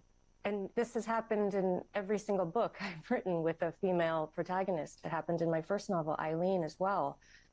This question of, why am I writing these unlikable female characters? As if I should be writing only likable female characters. Because women should be likable. Yep. That's just simply not realistic, guys and gals. It's not. Our next question comes from somebody who's actually on Zoom to ask it. She's Riley Perrins. She's in Nova Scotia in Canada. Hi there. So my question is, the narrator's existence, I would argue, could be described as a form of self-rot or passive rejection of the self-improvement culture that we see now. You learn yoga, you read self-help books, you start taking all these supplements. As opposed to that, the narrator simply existing, deteriorating, sort of trying to turn from a caterpillar into a chrysalis with this idea that somehow you'll become a butterfly at the end of it. While, of course, acknowledging her depression and mental illness, do you see her journey as a direct rejection of today's relentless hustle culture where we're constantly pressured to optimize every aspect of ourselves? Amazing question. I didn't think so at the time. I wasn't writing this in response to self-help culture that has pervaded, especially in the United States. I live in California. Like, if you're not self-improving, what are you doing, you know? And also this expectation that we should all be looking for peace and serenity, which I think is actually very dangerous, you know? I never felt like the journey of healing after the deaths of your parents, grief is grief. Grief is grief. You experience it. You have to go through it. And that's what this character is up against. The pain, the loneliness of being orphaned as an adult in a world she doesn't feel embraced by because she is herself unembraceable. She hasn't embraced herself. And she thinks, you know, maybe if she cleans out all the stuff that's in her, then maybe there will be fresh ground she can break when she starts again. So I didn't think of it as self-rot. I really thought, as I was aligning with her, this is a very dark way to cleanse one's psyche. And she isn't going into a peaceful hibernation as though she's a bear and it's winter. She's dragging herself into complete dream space, in which she becomes a passive player in her own recovery. So, yeah, she's not into, you know, vitamins the way that or supplements, like you said, you know. Well, she's a little bit more hardcore. Tessa, thank you very much indeed for that. And Riley, thank you very much for your question. And we're going to Australia now, from where Ellen sent you this question. This is Ellen Soust from Melbourne, Australia. My question is, was this a purposeful exploration of the anti-hero type character? Not consciously, because honestly, I don't think in terms of hero and anti-hero. I always thought about portraiture, a character, a voice-driven narrative. And so I don't judge characters as good or bad. I simply experience them and allow myself to feel in response to them. I'm not creating a character with the expectation that it's going to fit either category. I think no one can fit either category very well. Well, Otessa, still on the subject of your narrator, but at a rather different angle here, two of your readers wanted to ask you exactly the same thing about it. One of them was Emily from South Dakota in the USA, and the other is Carly Staniforth in Shrewsbury in England. And here is Carly asking the question. The decision to make the protagonist unnamed seems to be very significant. Why did you make this choice? Thank you. So no name? No name. No name. I sometimes refer to her in my mind or when I'm discussing her as the sleeper. I love this question because I love names. There's so much in a name. I have a thing about the letter V in the middle of a name, like Riva. There's something about that name that is sharp and a little bit disturbing, mysterious, unknowable, and also very plain and obviously strange. I loved naming Dr. Tuttle.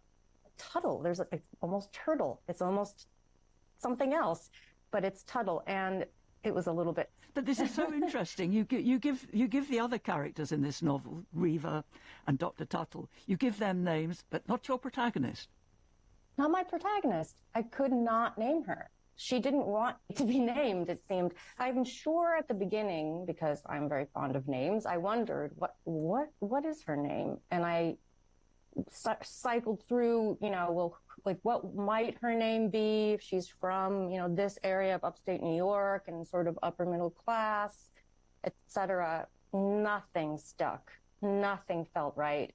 And I realized that it was actually really correct, appropriate, and cool that she would never name herself, because she's in the process of sort of erasing her identity and where she comes from so that she can start over. Maybe she'll name herself in the sequel. Are you writing a sequel? No, that was a joke. It seemed unlikely somehow. Anyway, we're off to New Mexico now for a question from Amanda Rodriguez. Hi there. My name's Amanda, and I am obsessed with your book. I've realized that I'm going to have to compare every book that I read from now on to the feeling that I got when I read yours. One aspect of your book that I loved so much was your humor. And one of the funniest characters throughout the entire book for me was Dr. Tuttle. Why does she sound exactly like my GP here at home? But the bigger question is, I was wondering whether Dr. Tuttle's habit of overprescribing was meant to be a symptom of the larger opioid crisis we're facing here in the United States, or is that just her being as eccentric in her medical practices as she is in life? I love her. I mean, Dr. Tuttle is probably the most eccentric and dangerous psychotherapist going. She showers your heroine with just about everything in the way of tranquilizers and sedatives and depressants, melatonin, antihistamine.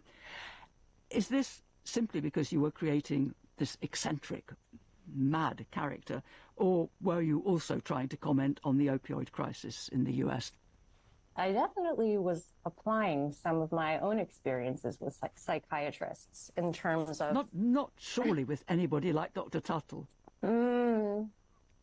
I mean, I feel like I could find a Dr. Tuttle if I really looked.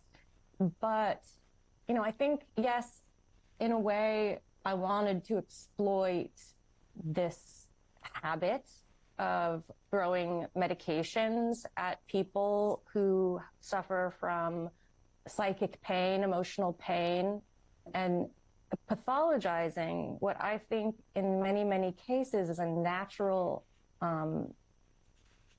negative response to stress in the environment. And the pathologizing of depression in particular and and bipolar disorder when I was in college, which was around the same time that this novel takes place, around the year 2000, it really seemed like psychiatry and medication was trying to sell itself to people as a cure-all. And, it failed. And then, big surprise, the opiate crisis and an incredibly evil empire behind it. Yeah, 10 years ago, you could go into an urgent care and say, my foot hurts, get a prescription for OxyContin, and be addicted within a week. And sometimes I think, I hope my book isn't satirizing the real seriousness of overprescribing and drug addiction and drug abuse. But I wasn't really writing a book about the opioid crisis, more the crisis of culturally and medically denying naturally negative feelings by naming them an illness. Like, grief isn't an illness. And still on the subject of Dr. Tuttle, we have this question from an American listener to BBC World Service. Hi, this is Maggie Mitchell, an American who lives in Shrewsbury in the UK. The absurd psychiatrist asks, do you have any heroes? And your protagonist says, I guess Whoopi Goldberg is my hero. Whoopi Goldberg appears throughout the novel. Why Whoopi Goldberg, and what role does she play in the novel? You know, you're all just listening to me, but behind me right now is a framed poster of a Whoopi Goldberg movie. And I just got it, and I'm so excited to hang it up. Whoopi Goldberg is a personal hero of mine. I grew up watching her stand-up. I grew up watching all of her movies. She was hilarious. She was outspoken, and she seemed to be so herself in a way that was absolutely radical. And I just loved her. And I thought how funny and how interesting it would be if I gave her to my protagonist as a hero as well. It was really actually the moment where I started relating to my protagonist in a deeper way. Of course, I can relate to wanting to sleep all day and avoid all of my feelings and responsibilities and obligations. But Whoopi Goldberg attached, for me personally, a sense of like actual hopefulness about an outcome, because she, for me, represents a wonderful life. Do you happen to know if Whoopi Goldberg has read My Year of Rest and Relaxation? You know what? After the book had just come out, I was assigned to interview Whoopi Goldberg for a magazine. And I sent her the book. And, you know, we didn't get into depth, but I think she understood that I really, truly appreciated her. And it was an incredible experience meeting her. I went to her house. My voice memo recorder was on my phone the entire time. We talked for about 2.5 hours. And as soon as I got into the taxi, I saw that there had been some kind of bug, and I had lost the entire recording. Oh, no! I haven't been so terrified in a taxi cab before. But then I went home and just wrote. And in fact, I think it was a better piece as it came out, because it was personal. It was about a memory and an experience of Whoopi Goldberg, and she's incredibly generous, which, you know, no big surprise. Tessa Moshfegh, thank you, and more about My Year of Rest and Relaxation in a moment. But first, a quick pause for the news, coming up right after this. Talk radio. I listen to a lot of talk radio. 95.1 FM. Want to know what's happening? Get latest information in sports, politics, lifestyle, you name it. The frequency of choice. Today, 95.1 FM. Today, 95.1 FM. We serve you the latest update on everything. Today, 95.1 FM. We are the voice of the people. The voice of the people.